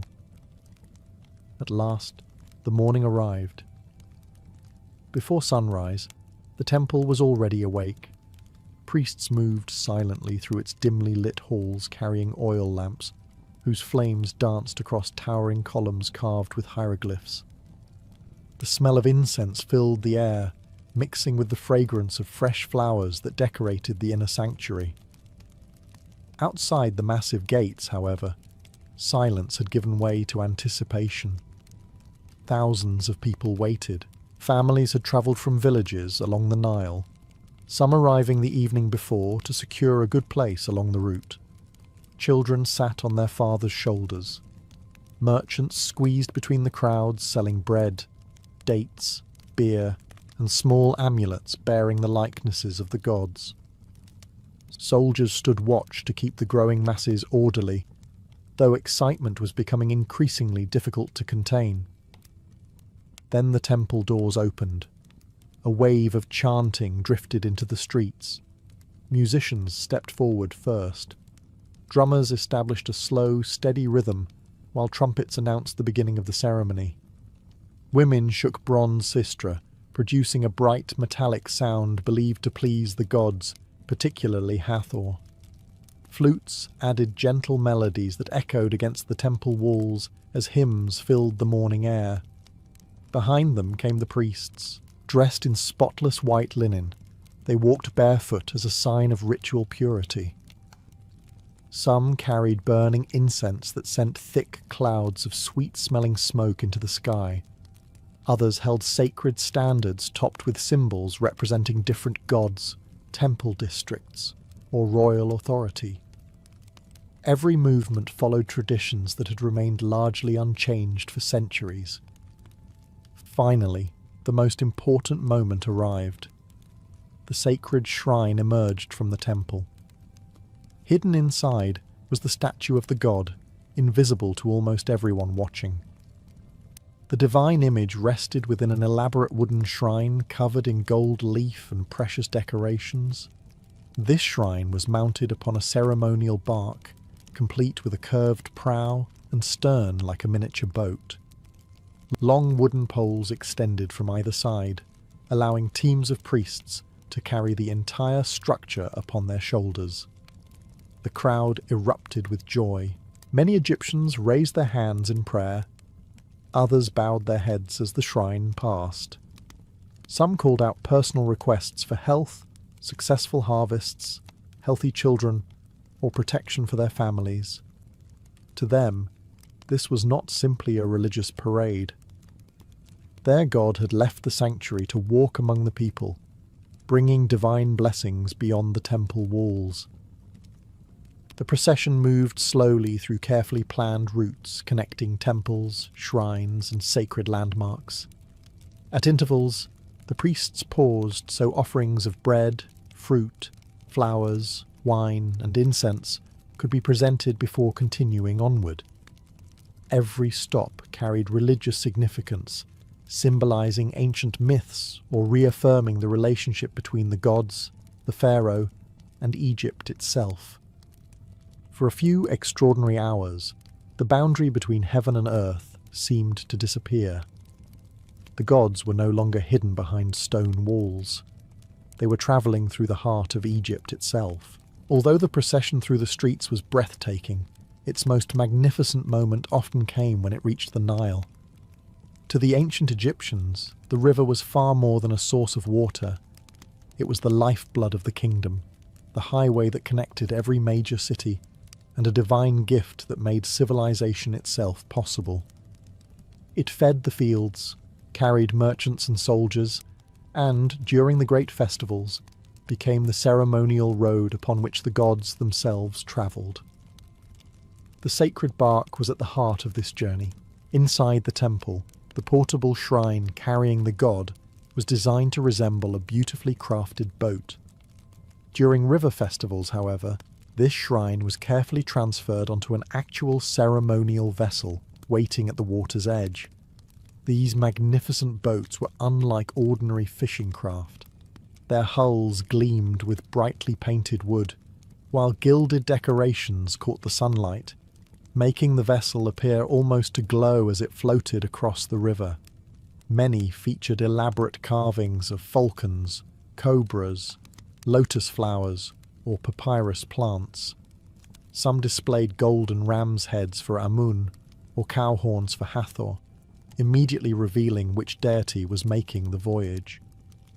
Colourful linen canopies shaded the sacred shrine at the centre of the boat, ensuring that the god remained protected throughout the journey. Only selected priests could approach the divine image. Most Egyptians never actually saw the statue itself. It remained hidden within its shrine behind curtains or doors, preserving its mystery and holiness. Yet no one doubted the god's presence. As the vessel slowly departed the shore, thousands of people raised their hands in greeting, believing their prayers could reach the deity as it passed. The riverbanks became enormous viewing platforms. Families crowded every available space. Farmers paused their work along the fields to watch the procession glide past. Small boats followed at a respectful distance, filled with musicians, temple officials, and curious spectators, hoping for a closer glimpse. Children waved branches of palm and papyrus, while adults sang hymns that echoed across the water. One of the most famous examples was the beautiful festival of the valley at Thebes. During this annual celebration, the god Amun left the great temple of Karnak aboard his sacred bark and crossed the Nile to visit temples and royal mortuary complexes on the western bank. The journey symbolized far more than simple travel. It connected the worlds of the living and the dead, allowing both communities to participate in the blessings of the festival. The voyage itself was slow and deeply ceremonial. Priests stopped at designated shrines where fresh offerings of bread, beer, fruit, flowers, and incense were presented. Musicians continued playing, while chants rose above the gentle splash of oars. Every movement followed rituals that had been repeated for centuries, each one believed to help preserve the divine order of the universe. As the sacred vessel drifted across the shimmering Nile beneath Egypt's brilliant sun, it created a scene unlike anything else in the ancient world. For the people watching from the shore, it was not simply a beautiful boat. It was the gods sailing through their own kingdom. Once the sacred procession had returned to the temple, and the gods had received their offerings, the mood of the festival shifted. The solemn chants gave way to joyful celebration. For ordinary Egyptians, this was often the moment they had been waiting for. Religious devotion remained at the heart of every festival, but the gods were believed to delight in happiness as much as reverence.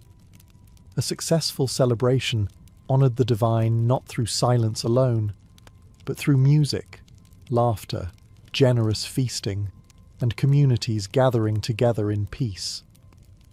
The temples had prepared for this moment for weeks. Egypt's great temples owned enormous estates filled with farmland, vineyards, orchards, fisheries, and herds of cattle. These vast resources supplied thousands of loaves of bread, countless jars of beer, fresh vegetables, dates, figs, onions, roasted ducks, geese, beef, and fish. During many major festivals, large portions of these offerings were redistributed among the people after they had first been presented to the gods. Receiving food from the temple was more than simply enjoying a free meal.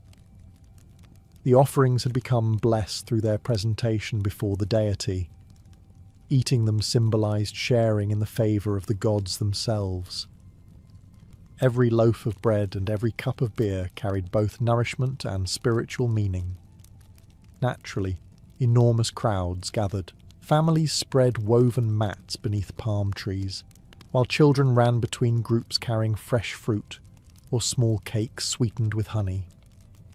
Merchants did excellent business selling additional treats, jewellery, perfumes, and colourful linen clothing. The atmosphere resembled a great fair as much as a religious ceremony. Beer flowed generously throughout the celebrations. Unlike modern beer, Egyptian beer was thick, nutritious, and often consumed daily by people of every social class. During festivals, however, larger quantities appeared than usual. Fortunately, Egyptian celebrations demonstrated that people have always possessed the remarkable historical ability to become louder after several drinks, regardless of which millennium they happen to occupy. Music never seemed to stop.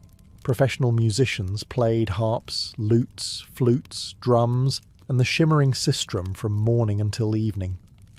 Groups of singers performed hymns praising the gods, while dancers entertained crowds with graceful movements accompanied by rhythmic clapping.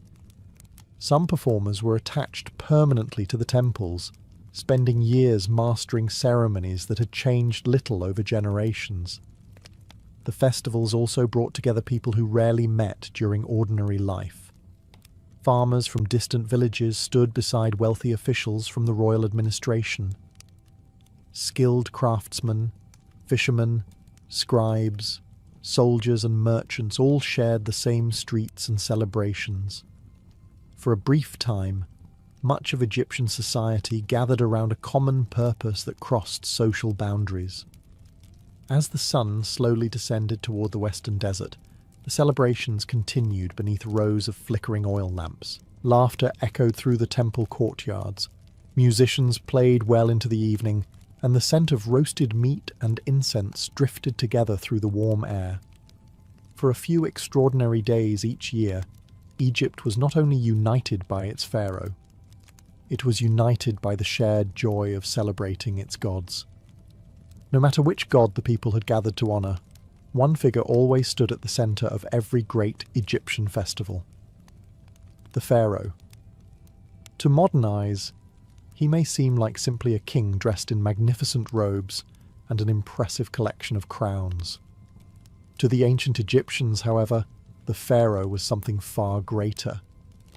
He was the living link between humanity and the gods, responsible for maintaining Ma'at, the divine balance that kept the Nile flowing, the sun rising, and Egypt prosperous. Every major festival reaffirmed that sacred responsibility. When the pharaoh appeared in public during these celebrations, it was a spectacle unlike any other. His arrival was announced long before he came into view. Soldiers cleared the ceremonial route, while officials hurried into position. Standard bearers carried brightly coloured banners embroidered with royal symbols.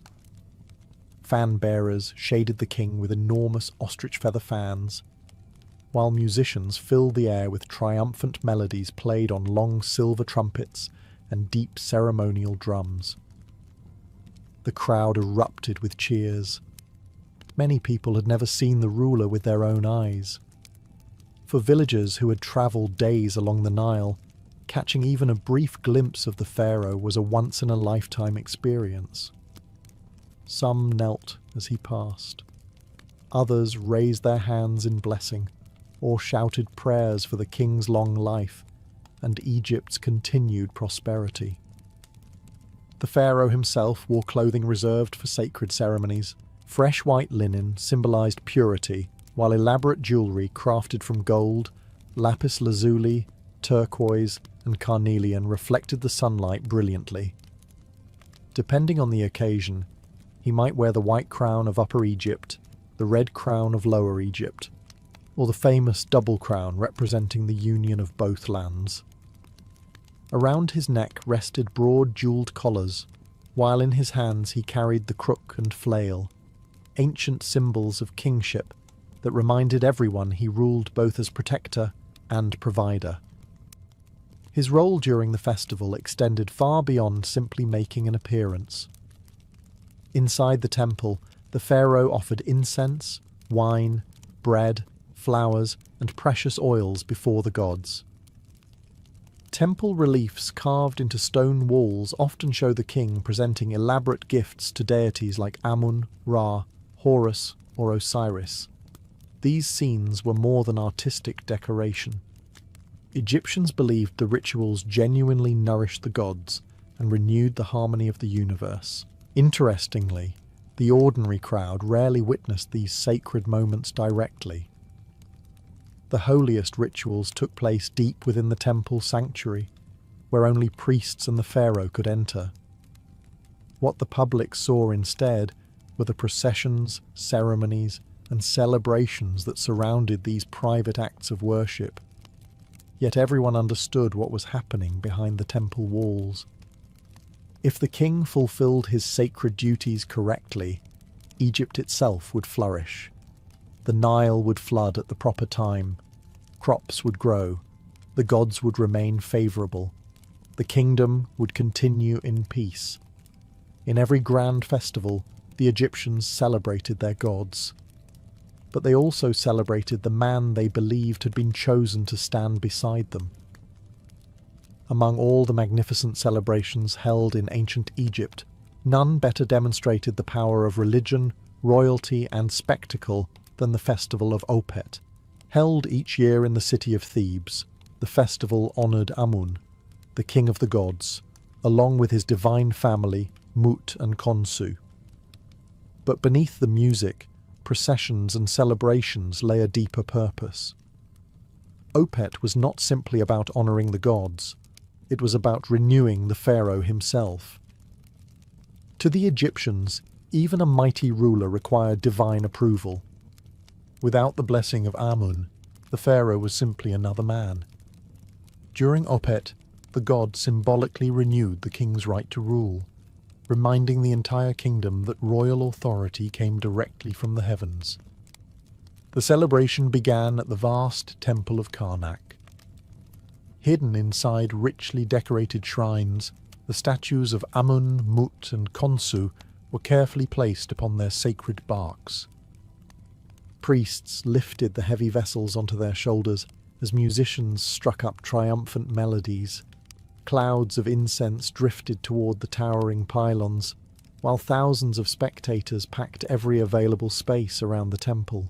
The procession slowly made its way toward Luxor Temple, nearly 3 kilometers away. Sometimes the journey followed an avenue lined with hundreds of ram-headed sphinxes, each silently watching the sacred parade pass. On other occasions, particularly during later periods, the divine barks travelled by boat along the Nile before reaching Luxor. Whether on land or water, the spectacle inspired awe throughout the city. The streets became a sea of celebration. People sang hymns dedicated to Amun. Children climbed onto walls and rooftops for a better view. Priests chanted ancient prayers, while temple dancers performed graceful rituals accompanied by harps, flutes, drums, and shimmering sistra. Every few moments the procession paused so offerings could be presented or ceremonies performed.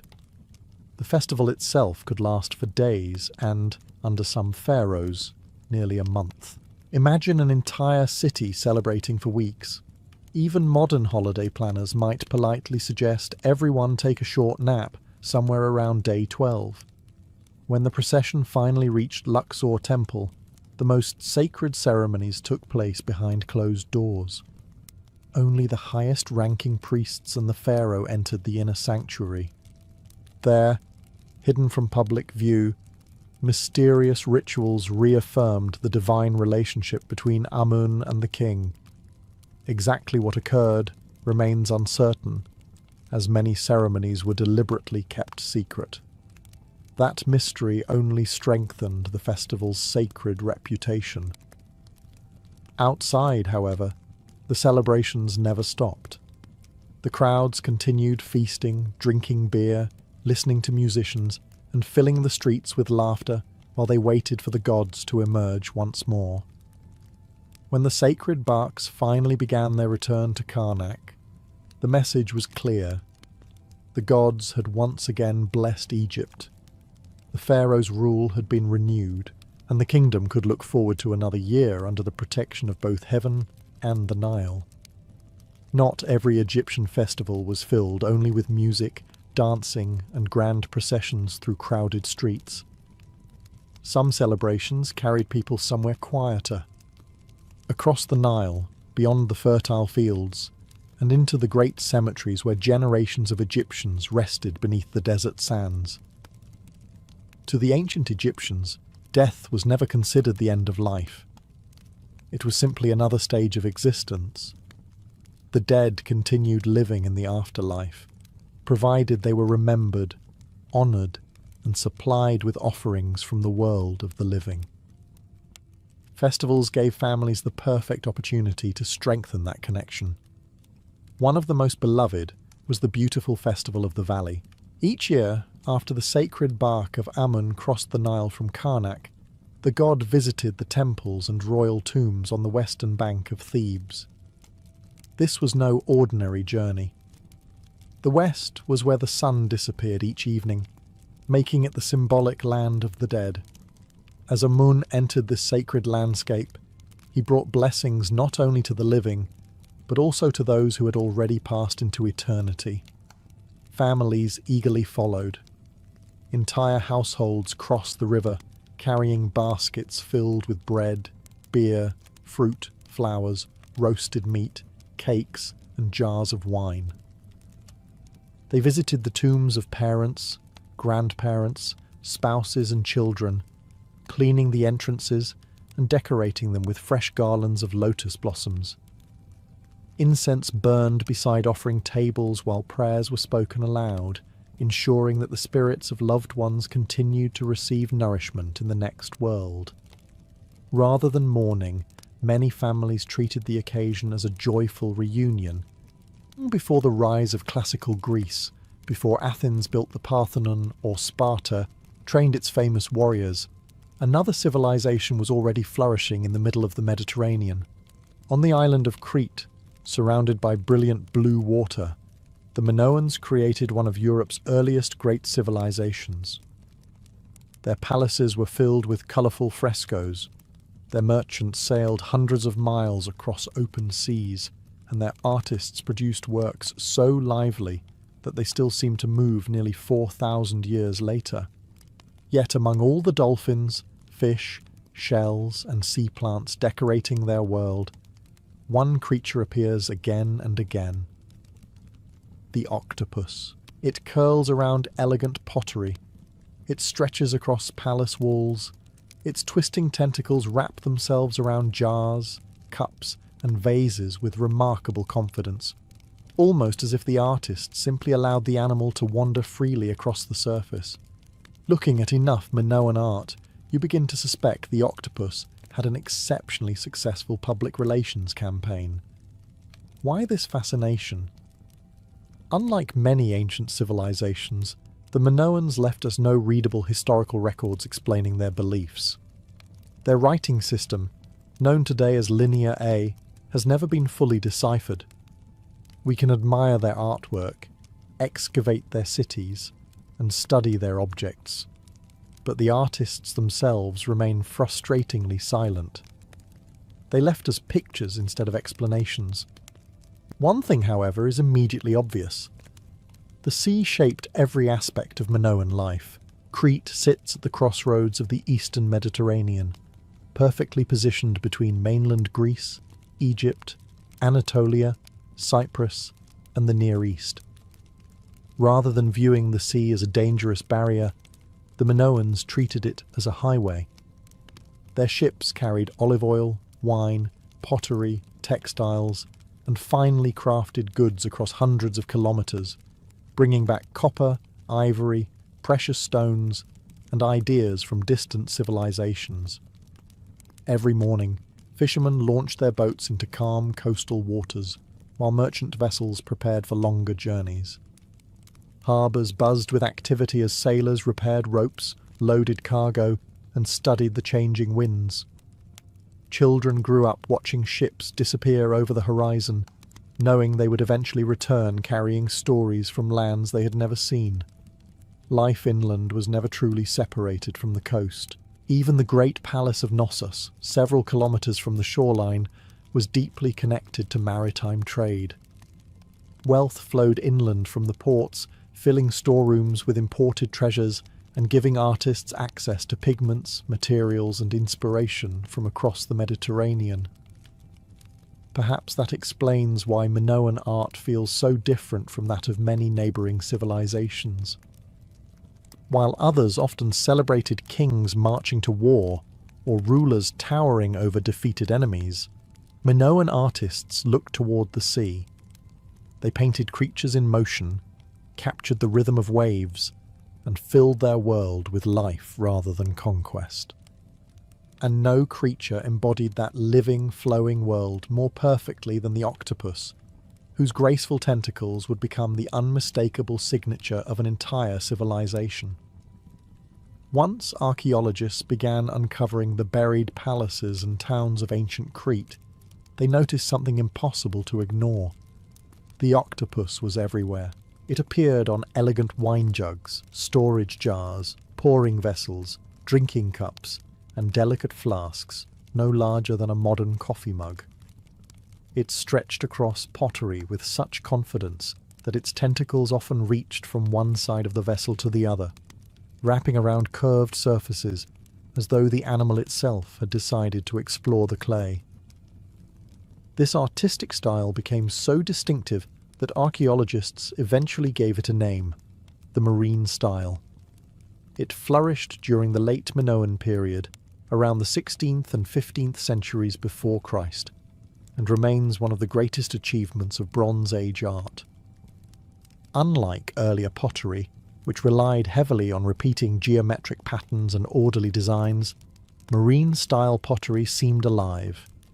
Every creature appeared to swim, twist, drift, or float naturally across the surface. The octopus quickly became its undisputed star. What made these designs so remarkable was their realism. The artists clearly understood how octopuses actually moved beneath the sea. Rather than drawing stiff, symmetrical animals, they painted bodies that curved naturally, while tentacles stretched independently in every direction.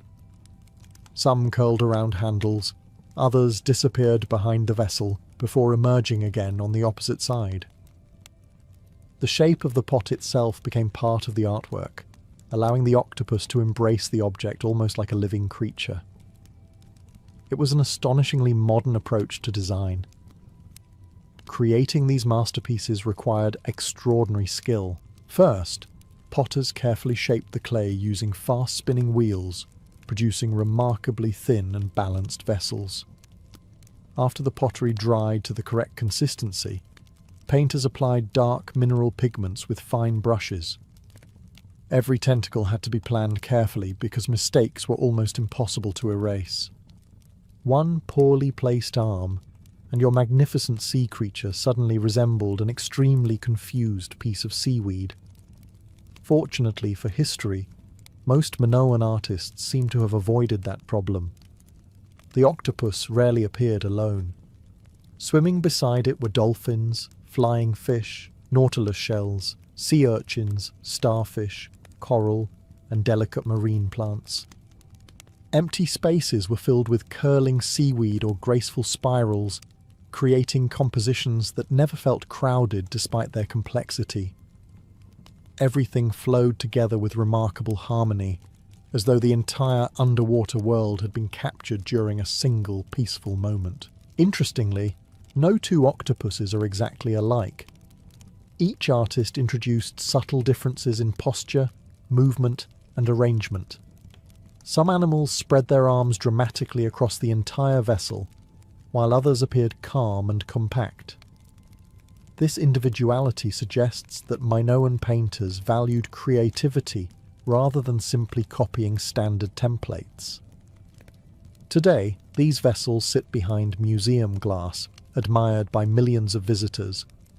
Yet it is easy to forget that they were once ordinary household objects used to pour wine, store oil, or serve food.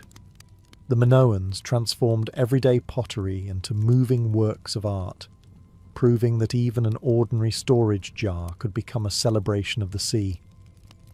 The octopus did not remain confined to pottery. Step inside a Minoan palace, and you quickly discover that the sea had climbed the walls as well. The greatest example is the Palace of Knossos, the largest and most famous centre of Minoan civilization. Although earthquakes, fires, and thousands of years have reduced much of it to ruins, enough survives to reveal an extraordinary world of colour. Walking through its halls would not have felt like entering a dark stone fortress. Instead, it was more like stepping into an enormous work of art. Nearly every important room was decorated. Walls burst with reds, blues, whites, blacks, and yellows. Dolphins leaped across plaster surfaces. Fish darted between strands of seaweed. Shells, lilies, monkeys, birds, and mythical creatures appeared alongside human figures dressed in elegant clothing. The entire palace seemed alive with movement. Although complete octopus frescoes are rarer than the famous pottery, marine life dominated many painted scenes, reminding everyone that the sea was never far away. Creating these frescoes demanded remarkable craftsmanship. Artists first spread a layer of fresh lime plaster across the wall. Before it dried, they carefully applied pigments made from natural minerals. Red came from iron oxide, black from charcoal or manganese, white from lime, while brilliant blue, one of the most striking colours in Minoan art, was produced using a rare synthetic pigment known today as Egyptian blue. Because the paint bonded with the wet plaster, the colours became incredibly durable. The challenge was timing. Once the plaster began to dry, there was no opportunity to pause and continue tomorrow. Painters had to work confidently and quickly, completing each section before the wall hardened. One misjudged brushstroke could mean scraping away the plaster and beginning the entire area again. Ancient deadlines were apparently just as unforgiving as modern ones. The style itself feels surprisingly fresh. Unlike the rigid profile figures common in Egyptian art, many Minoan paintings overflow with energy. Dolphins twist through the water. Fish swim in different directions. Plants bend naturally as though moved by underwater currents. Even human figures appear athletic and graceful, caught in moments of motion rather than frozen poses. The famous dolphin fresco perfectly captures this spirit. Several dolphins glide effortlessly through schools of colourful fish, transforming an ordinary room into an underwater landscape. Whether the original occupants were conducting business, receiving guests, or simply walking through the palace, they were constantly surrounded by reminders of the sea that sustained their civilization. This artistic choice reveals something important. The Minoans did not separate nature from architecture. Instead of covering their walls with scenes of military victories or rulers crushing enemies, they invited the outside world indoors. Marine life became part of everyday existence, softening palace interiors with beauty and movement. For the people of Bronze Age Crete, the sea was not merely beyond the palace walls. It flowed through them. By now, one question becomes impossible to ignore. Why the octopus? The Minoans painted dolphins, fish, shells, seaweed, and countless other creatures from the Mediterranean. Yet none appeared with the same frequency or artistic freedom as the octopus. Its twisting arms stretched across pottery, filled decorative spaces, and became one of the defining images of an entire civilization. Unfortunately, the Minoans never left us an explanation. Their writing system, Linear A, remains undeciphered, meaning the artists themselves cannot tell us why they returned to this remarkable animal again and again. Archaeologists are therefore left doing what historians often do best, making careful observations while resisting the temptation to invent answers that sound wonderfully dramatic. Still, several fascinating possibilities exist. The first is simply beauty. An octopus is unlike almost any other sea creature. Fish swim in fairly predictable lines. Dolphins leap gracefully through the water. But an octopus seems almost to dance. Its 8 arms move independently, curling, stretching, and drifting in every direction at once. Watching one glide across the seabed is less like observing an animal, and more like watching water itself come alive. That flowing movement matched the Minoan artistic style perfectly. Unlike many Bronze Age civilizations that preferred order and symmetry, Minoan artists celebrated curves, motion, and natural forms. The octopus allowed them to fill every corner of a vase without making the design feel crowded. Each tentacle could wrap around the vessel differently, turning even the shape of the pottery into part of the composition. Then there was the creature itself. Modern science has revealed that octopuses are among the most intelligent animals in the ocean.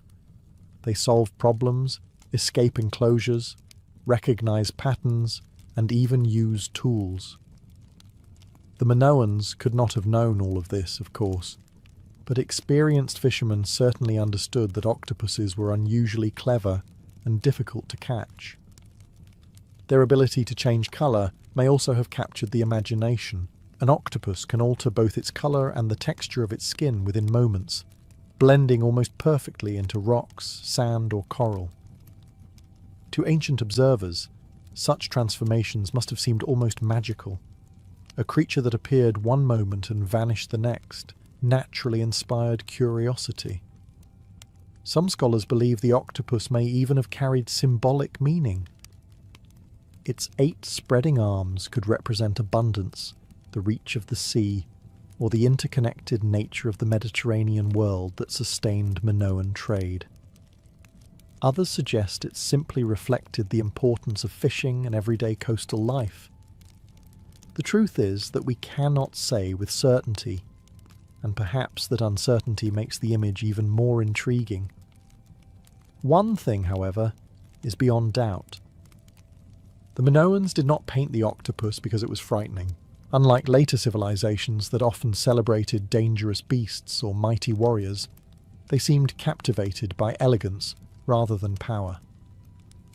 The octopus became a symbol of movement, curiosity, and the endless rhythms of the sea itself.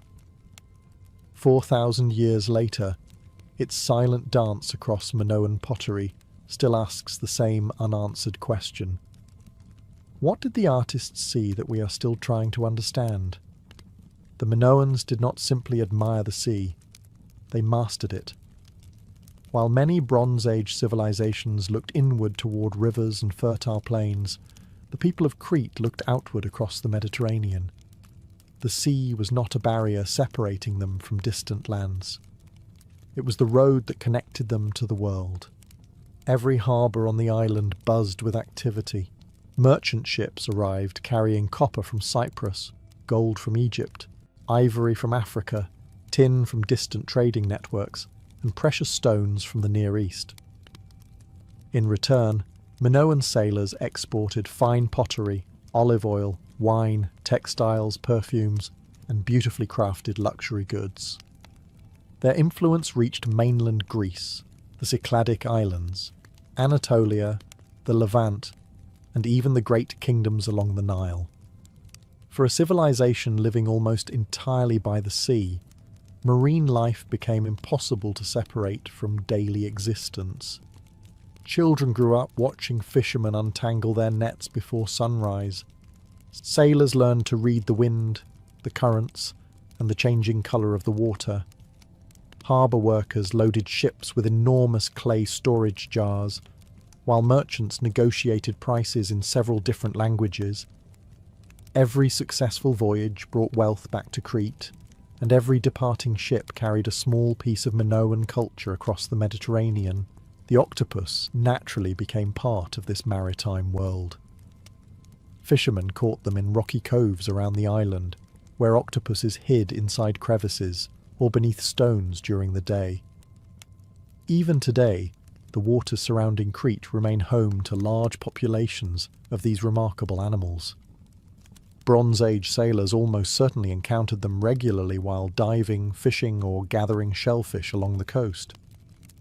Unlike mythical creatures, the octopus belonged to everyday life. Perhaps that is why Minoan artists painted it with such confidence. They understood its shape, its movement, and its behaviour because they had actually seen it beneath the clear Mediterranean water.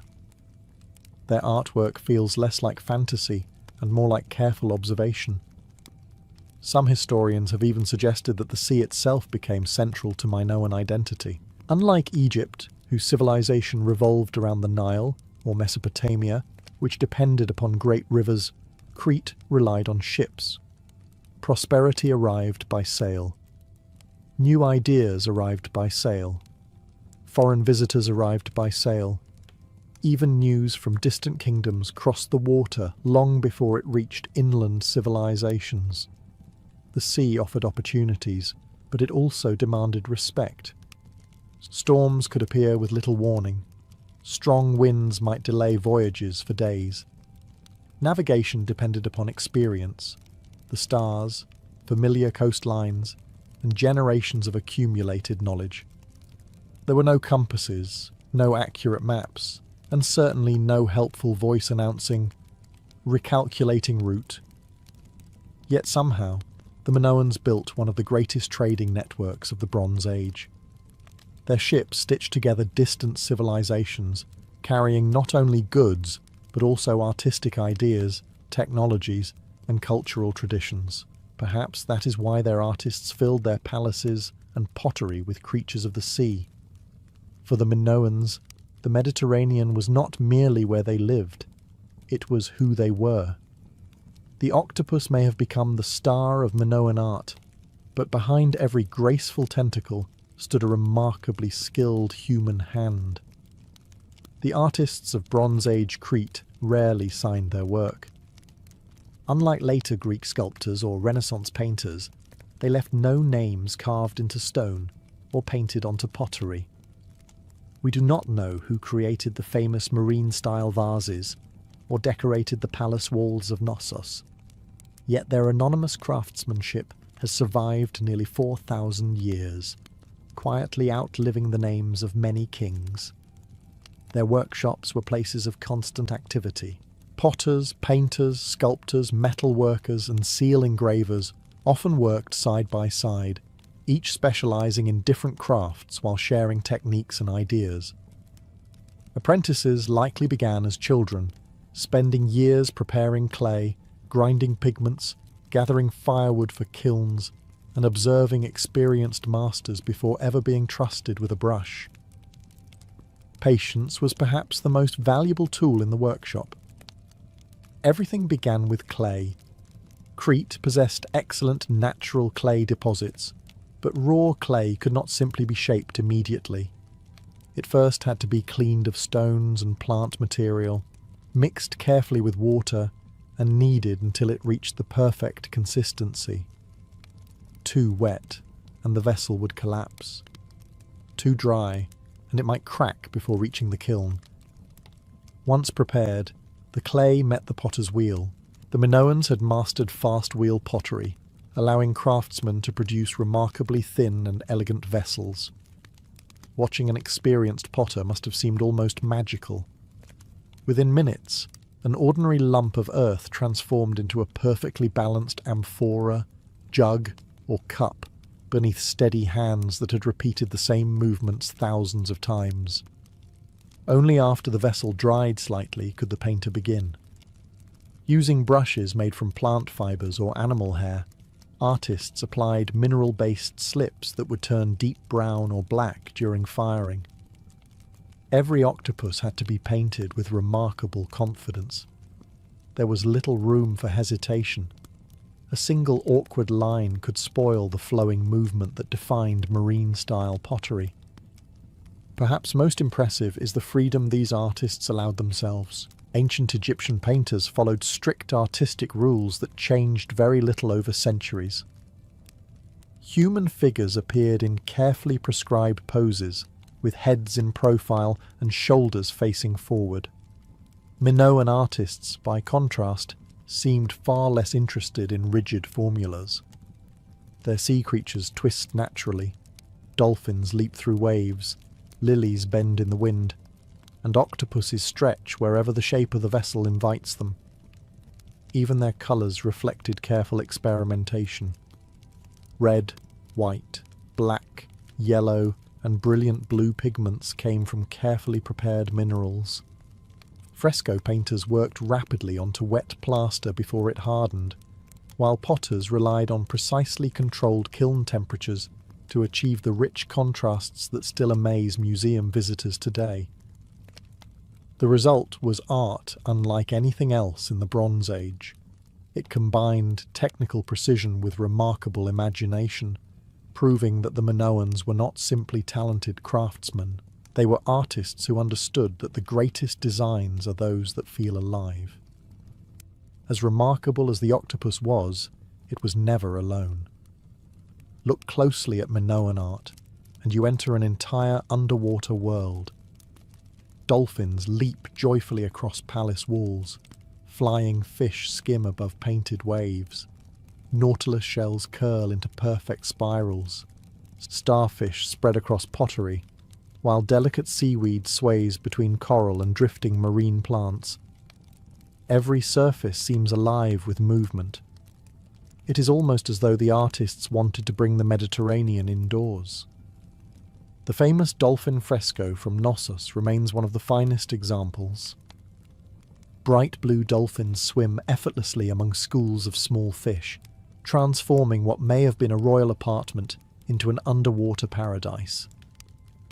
Unlike many ancient palace decorations, there are no scenes of frightened prisoners, conquered enemies, or triumphant kings standing over defeated armies. Instead, there are dolphins. It is a striking difference. Throughout much of the Bronze Age, powerful kingdoms often celebrated military victories. Egyptian temples displayed pharaohs crushing foreign enemies beneath their chariots. Assyrian palaces, centuries later, would feature lions being hunted by kings. Warfare became a favourite subject for royal art. The Minoans chose something entirely different. Their greatest masterpieces celebrate nature. This does not mean the Minoans never fought. Every civilization of the Bronze Age understood conflict, and archaeological evidence suggests that weapons certainly existed on Crete. Yet warfare occupies surprisingly little space in their surviving art. Instead, artists preferred flowers, birds, landscapes, athletes, and above all, the sea. Even the plants seem full of energy. Lilies bend naturally in the breeze. Crocuses bloom across rocky hillsides. Papyrus plants rise beside flowing water. Nothing appears stiff or perfectly symmetrical. Every leaf and flower feels as though it has been observed directly from nature rather than copied from an artistic rulebook. The same natural rhythm appears in their depictions of animals. Birds stretch their wings in flight. Goats climb rocky cliffs with remarkable confidence. Dolphins twist playfully through the water. Even the octopus never appears frozen. Its tentacles flow outward in every direction, creating the impression that it might continue swimming at any moment. Modern archaeologists often describe this quality as movement. Rather than arranging every object into rigid rows, Minoan artists created balanced compositions that appear spontaneous. Empty spaces are carefully filled with curling seaweed, shells, or small fish, allowing the viewer's eye to wander naturally across the artwork without ever becoming bored. This artistic philosophy may reveal something deeper about Minoan society. Living on an island surrounded by constantly shifting waves, changing winds, and seasonal voyages, they understood that nature was never static. The sea was always moving, and their art reflected that same endless rhythm. Perhaps that is why Minoan paintings still feel surprisingly modern today. They do not simply show nature, they capture its energy. Nearly 4,000 years later, their dolphins still seem ready to leap. Their lilies still sway in an invisible breeze. And somewhere across a beautifully painted vase, an octopus is still quietly making its way through the Mediterranean. For centuries, the Minoans seemed unstoppable. Their ships crossed the Mediterranean, their palaces expanded, and their artists continued filling walls and pottery with the graceful creatures of the sea. Crete had become one of the richest islands in the Bronze Age, admired by its neighbours and connected to nearly every major civilization around it. Then, quite suddenly, that vibrant world began to change. No single disaster destroyed the Minoan civilization overnight. Instead, a series of events slowly unravelled the prosperous society that had produced some of history's most beautiful art. Nature struck first. Crete sits in one of the most active earthquake zones in the Mediterranean, and powerful tremors regularly shook the island. Archaeologists have found evidence that several great palaces, including Knossos, Phaistos and Malea, suffered repeated earthquake damage over the centuries. Walls collapsed, staircases cracked, and entire sections of buildings had to be rebuilt.